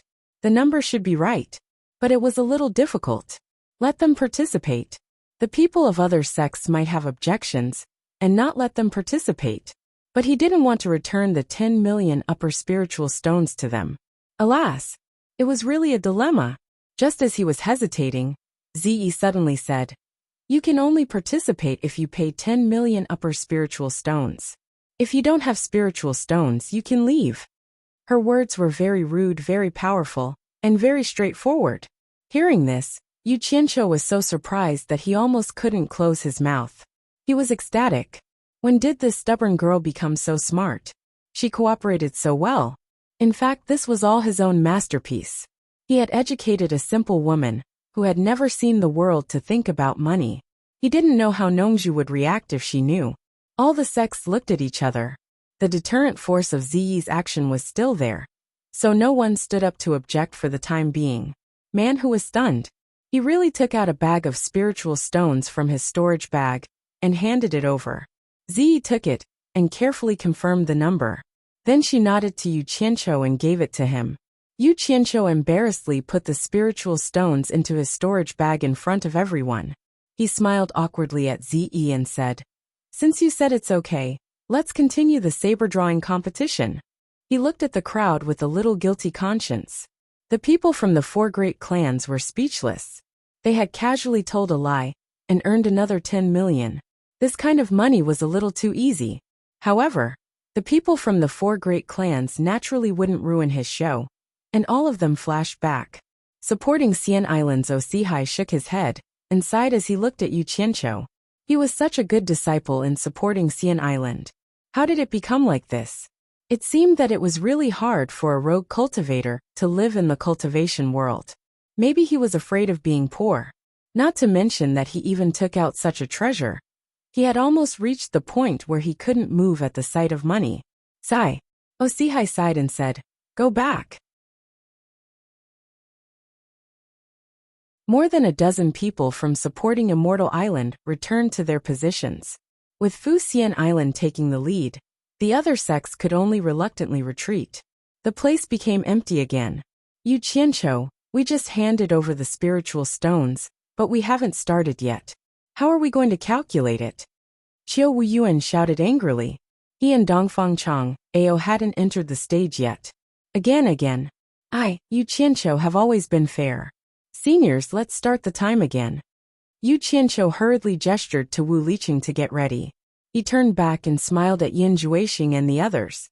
"Brother Yen, please do as you please. After the 2 seniors finish this round, you can just send 1 person to the stage." With another 20 million, Yu Qianqiu didn't say anything else. He turned around and ran back to the stage. The 2 girls followed him. Yin Juixing looked at Wu Lishua's back with a complicated gaze. He turned around and led the 7 people to the entrance. There were already a lot of rogue cultivators at the entrance. They all looked at them with disgust. Yin Juixing and Man Hu turned a blind eye to them. But Man Hu's junior brothers were so angry that they gritted their teeth. Even though they were at the late stage of passing tribulation, they didn't have a seat here. If they were arrogant before, it wouldn't be a big deal. But now that they lost to Ziyi, it was suspicious that they were chased here. They were all masters at the late stage of passing tribulation, so it was hard for them to swallow their anger. Someone immediately transmitted his voice to Man Hu, eldest senior brother, that Nongzhu is only at the mid-stage of spirit severing. Our master is at the late stage of spirit severing. Besides, this woman is only good at movement. If we really fight, we might be able to defeat her. Big senior brother, we came out this time to humiliate the Chinese cultivation world. Why are you so polite to her and humiliate us? Man Hu looked back at the tall and skinny man and transmitted his voice to him. Second brother, I'm not afraid of her. Her master, Nongzhu, is a good friend of Bai Changchun. In the whole cultivation world, only Nongzhu hasn't taken an oath. Among the spirit-severing cultivators, only Nongzhu can enter the Chinese cultivation world at any time to disturb us. Master once told me that Nongzhu is used to being lazy and doesn't like to meddle. Besides, he won't make a move because of the other spirit-severing cultivators. Master told us that if we meet him, we should try to be patient and not give him an excuse to make a move. Otherwise, we won't be able to defeat him no matter how many people we have. Ziyi is his disciple. If we hurt his disciple, I'm afraid he will have a reason to make a move. That's easy. Master will kill Nongzhu himself. The tall and skinny man said disdainfully. You should know that 2 masters together are not Bai Changchun's match. Barbarian Tiger's words made the tall and thin man suddenly become silent. Although there was a big hole in the middle of the field, it didn't seem to affect the participants. Yu Qianqiu was also relieved. The 2 knives were stuck in the ground. After the accident, they weren't afraid that someone would steal them away. As soon as the timer started, Dongfang Chang'ao and Qiu Wuyuan used their earth energy to protect themselves. Immediately, everyone put aside the previous incident and focused their attention on the 2 of them. Yu Qianqiu raised his eyebrows. Under the telepathic connection, the two knives had already started to release their power before the two of them got close. Wang. The two knives seemed to have sensed that someone had ill intentions towards them. They made two sounds again. Dongfang Chang'ao and Qiu Wuyuan, who were closer, immediately felt a piercing chill in their hearts. What followed was a heart-palpitating aura of death. It was dense and oppressive, making them unable to resist and unable to get rid of it. The two of them were shocked. Only then did they realize that their earth energy protection couldn't withstand it. Yan Juexing, who was standing at the gate, was paying attention to the field. Just as the two knives made a sound, his pupils suddenly shrank. His eyes turned blood red in an instant, and then disappeared. Everyone's attention was focused on the field. No one noticed the abnormality in his eyes. Yan Juexing inadvertently discovered that the two blades actually glowed with an indistinct shadow. Like a wisp of smoke, it curled up and spread out, enveloping a radius of nearly 10 meters. It didn't disperse for a long time, and just happened to include Dongfang Changgao and Qiu Wuyuan within it. What surprised him the most was that he could feel an endless aura of death in the smoke-like shadow with just his eyes. After his demonic body was formed, although he hadn't officially cultivated the great skills in the demonic book, his demonic eye had already formed along with his demonic body. The smoke-like shadow seemed to be his demonic eye's archenemy. The moment it appeared, it stimulated his demonic eye and caused it to show itself. Then he forcefully suppressed it. Yan Juexing didn't understand why this happened. He squinted his eyes slightly. Dongfang Chang'ao and Qiu Wuyuan didn't dare to hesitate. Otherwise, if the time was up, they would have given another 10 million to Yu Qianqiu for nothing. The two of them looked at each other. Almost at the same time, they suppressed the spherical earth energy protection on their bodies. It was as if they were wearing a glowing coat. In a flash, they appeared in front of the knives. With their strong willpower, they bit their tongues to resist the dizziness that would hit their nerves. 5 claws shrouded in earth energy reached out and grabbed the handle of the knives. The people from supporting Immortals Island and the 10,000 demons couldn't sit still anymore. One by one, they stood up and excitedly hoped that the two of them would succeed. The two of them actually wanted to use their speed to quickly pull the knives out. Naturally, Yu Qianqiu wouldn't let them do as they wished. Otherwise, if the knives were gone, where would he get the knives from? Moreover, once the knives were taken away, it would be too far away and out of his control. He would be exposed immediately. He was afraid that the person who got the knives would immediately be killed by the sudden appearance of the black fire. At that time, if his swindling business was exposed, it would be really inconvenient for him to come out and meet people. Just as the two of them stretched out their claws, a thick black mist emerged from the blade with a whoosh. The protective vigor chi on their bodies immediately made a sizzling sound, almost directly breaking through their protective vigor chi. The two of them were shocked. At a glance, they could tell that this black fog was the same as the black demon that corroded Luo Qingtian's arm. Once it touched their bodies, it would be terrible. Frightened, they quickly retreated. The black fog curled up and spread in the air. The two knives became calm again, but everyone's eyes were focused on them. Many people from supporting Immortals Island and the 10,000 demons sighed. They were so close to success, but they failed at the last moment. It was really a pity. Eldest senior brother, this knife can actually attack people on its own. This is impossible even for an ordinary spiritual treasure. Could it be that this knife is a high-grade spiritual treasure? The tall and thin man behind Man who was shocked. It's very possible. Didn't they say that this item came from the Eastern Holy Land? Man who said solemnly. The few of them suddenly became excited. Some people behind them suddenly snorted.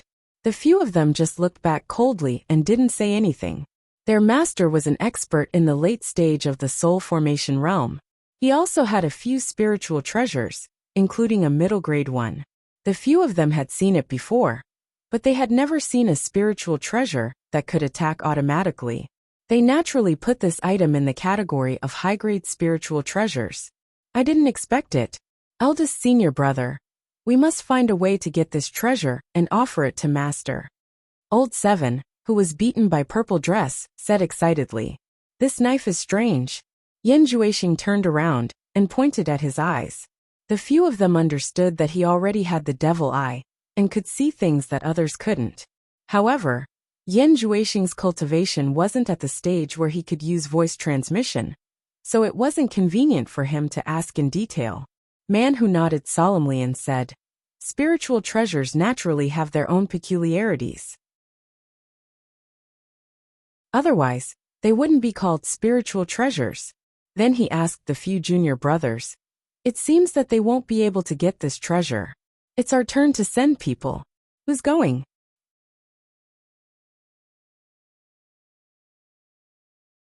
Chapter 375. "I'll go," the lanky second brother said. "Be careful. If you can't do it, come back. Don't force it." Man Hu nodded and instructed. In the field, Dongfang Chang'ao and Qiu Wuyuan had already retracted their aura shield. Although the time was not up yet, the two of them felt that there was nothing they could do. If they forced themselves to draw the saber, they might even lose their lives. Each of them sighed and returned to their own tents in their own sections. On the stage, Yu Qianqiu was trustworthy. He held the gong of alarm and stared at the hourglass below until it was completely empty. Only then did he ring the bell to announce the end of the competition. On the other side, the lanky second brother had already slowly entered the field. Yu Qianqiu asked loudly, "This round is short of one person. Who wants to go?" He asked several times, but no one answered. From everyone's expression, it was obvious that no one wanted to go with Yan Juexing's people. Yu Qianqiu suddenly felt a little depressed. However, he had no way to force others to go, so he could only announce the start of the competition. The second brother looked around with a trace of disdain on his face. However, he was immediately shocked by the bone-piercing chill coming from the saber. He did not dare to underestimate it, and also released his aura shield. However, the aura shield could not stop the aura of death. The second brother immediately felt himself entangled in endless despair. His spirit became illusory, and he wanted to give up this meaningless resistance. His whole body was also swaying. Not good. There's something wrong with the second brother. The senior and junior brothers were shocked. Second brother. Man Hu saw that the situation was not right. He immediately shouted like a bolt from the blue. The second brother, who was immersed in the illusion, trembled and woke up. He thought, "That was close. I was too careless." He steeled his mind and immediately walked toward the saber. With his cultivation, he was naturally much stronger than Dongfang Chang'ao and Qiu Wuyuan in resisting the pressure coming from the saber. At this moment, Yu Qianqiu, who was on the stage, shouted, "The rules of the sword-drawing competition have already been posted outside. Outsiders are not allowed to help in the sword-drawing competition. If anyone dares to interfere, they will be declared a failure in accordance with the rules." Man Hu immediately cupped his hands and apologized. I'm sorry. I came in a hurry and didn't have time to look carefully. Please forgive me." Then he turned around and shouted, "Old Seven, go and find the rules of the convention posted outside." Since they were able to come here, they were naturally aware of the rules of the competition. But it was a pity that the second brother had been too careless earlier. And as the eldest senior brother, Man Hu naturally couldn't help but remind him.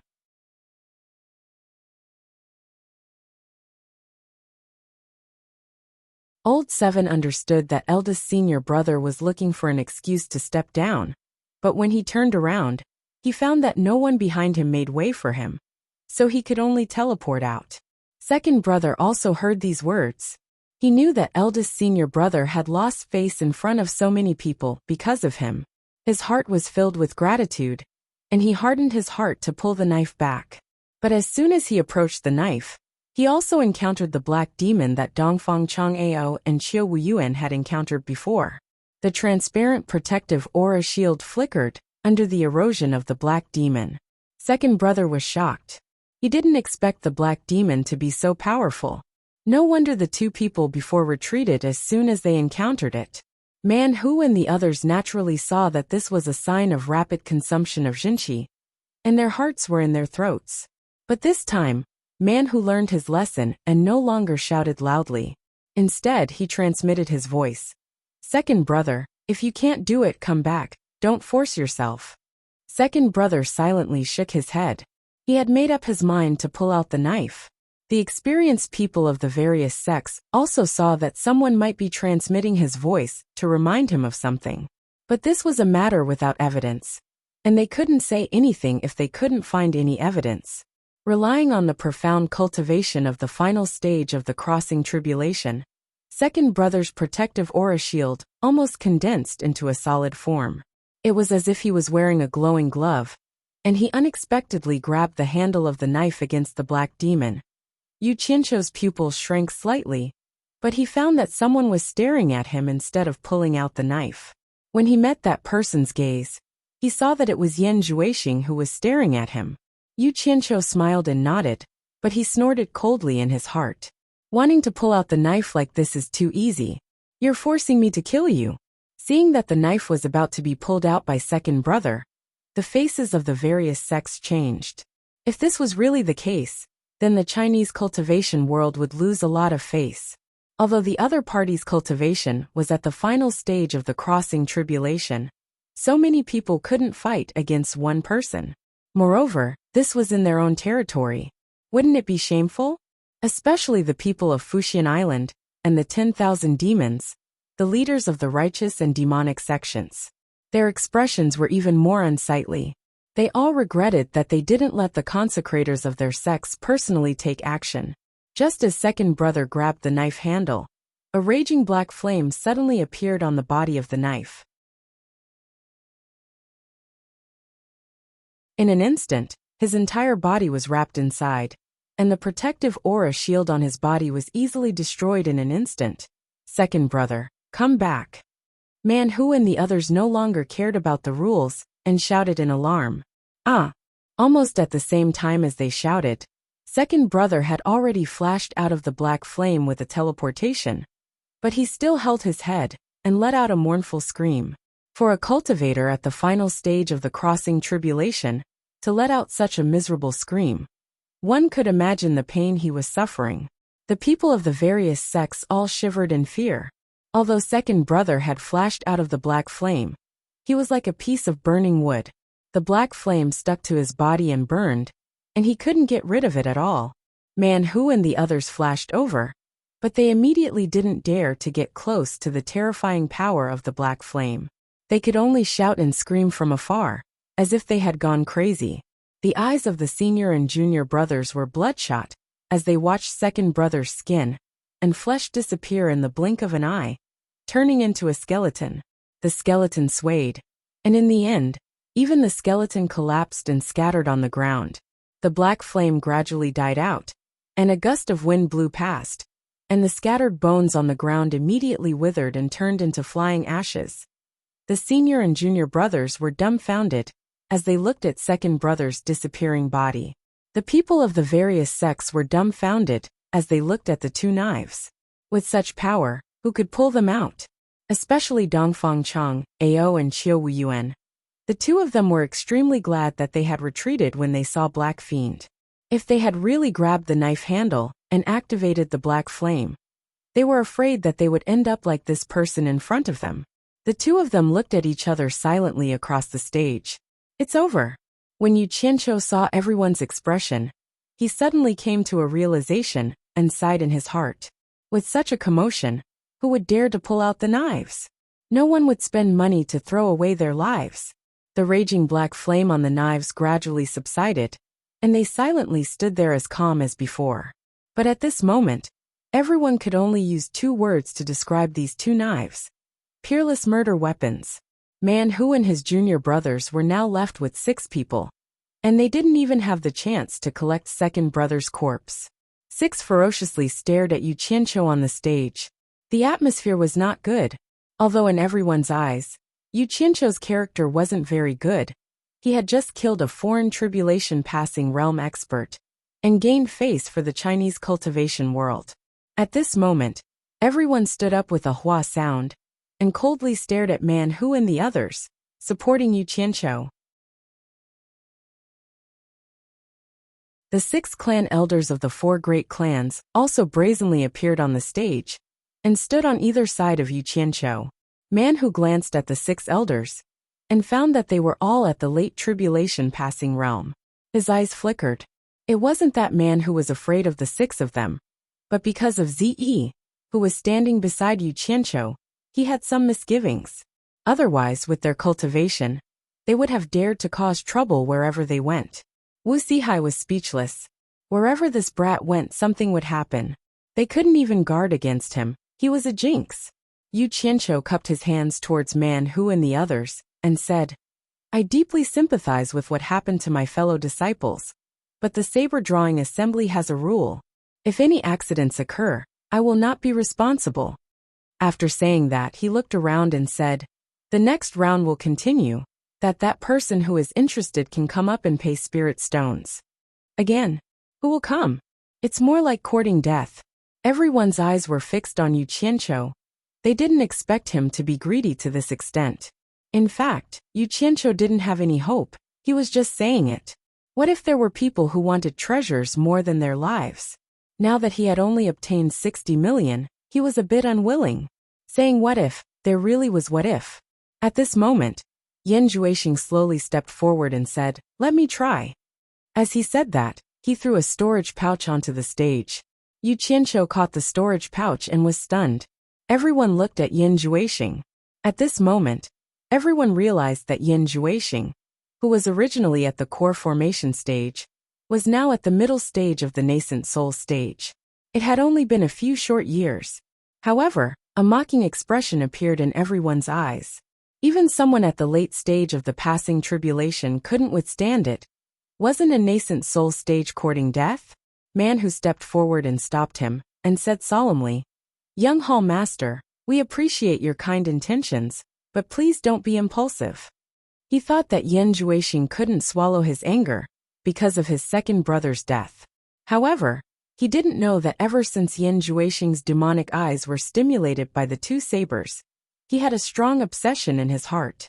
He wanted to compete with the two sabers, and the aura of death that made everyone's heart palpitate made him unable to suppress his passion. Yan Juexing said to Man Hu, State Preceptor, don't worry. I know what I'm doing. Man Hu and the others looked at each other. They didn't know where Yan Juexing's confidence came from, but they also knew that Yan Juexing had a strong sense of autonomy. Once he decided on something, no one could change his mind. Otherwise, he wouldn't be able to form the demonic body. F***CK. My enemy. I can't wait for it. This is a good opportunity to kill you, so that there won't be any trouble in the future. Yu Qianqiu didn't even look at the contents of the storage pouch, and directly stuffed it into his own storage pouch. He waved at Wu Liqing below and said, Begin, begin. He was anxious to kill Yan Juexing. He could ignore the enmity between the two of them, but Yan Juexing wouldn't. Yan Juexing looked around, and his eyes met with Yu Qianqiu again. The latter smiled and made a pleased gesture to him. Yan Juexing nodded, and no expression could be seen on his face. He directly walked towards one of the sabers. Before he got close, a bone-piercing chill suddenly attacked him. Yan Juexing stopped, closed his eyes, and opened his arms to welcome the aura of death that followed closely: indifference, ruthlessness, sternness, despair, and a series of extremely negative auras mixed together to form the aura of death. Yan Juexing slowly opened his eyes, and turned to look at Yu Qianqiu. There was actually a smile on his face. However, Yu Qianqiu's expression changed. He could feel that the pressure released by the black fire not only had no effect on Yan Juexing, but it was all absorbed by Yan Juexing's body. You're tuning in to the Journey of the Soul YouTube channel. Don't forget to subscribe and join us on this journey to catch the most captivating stories.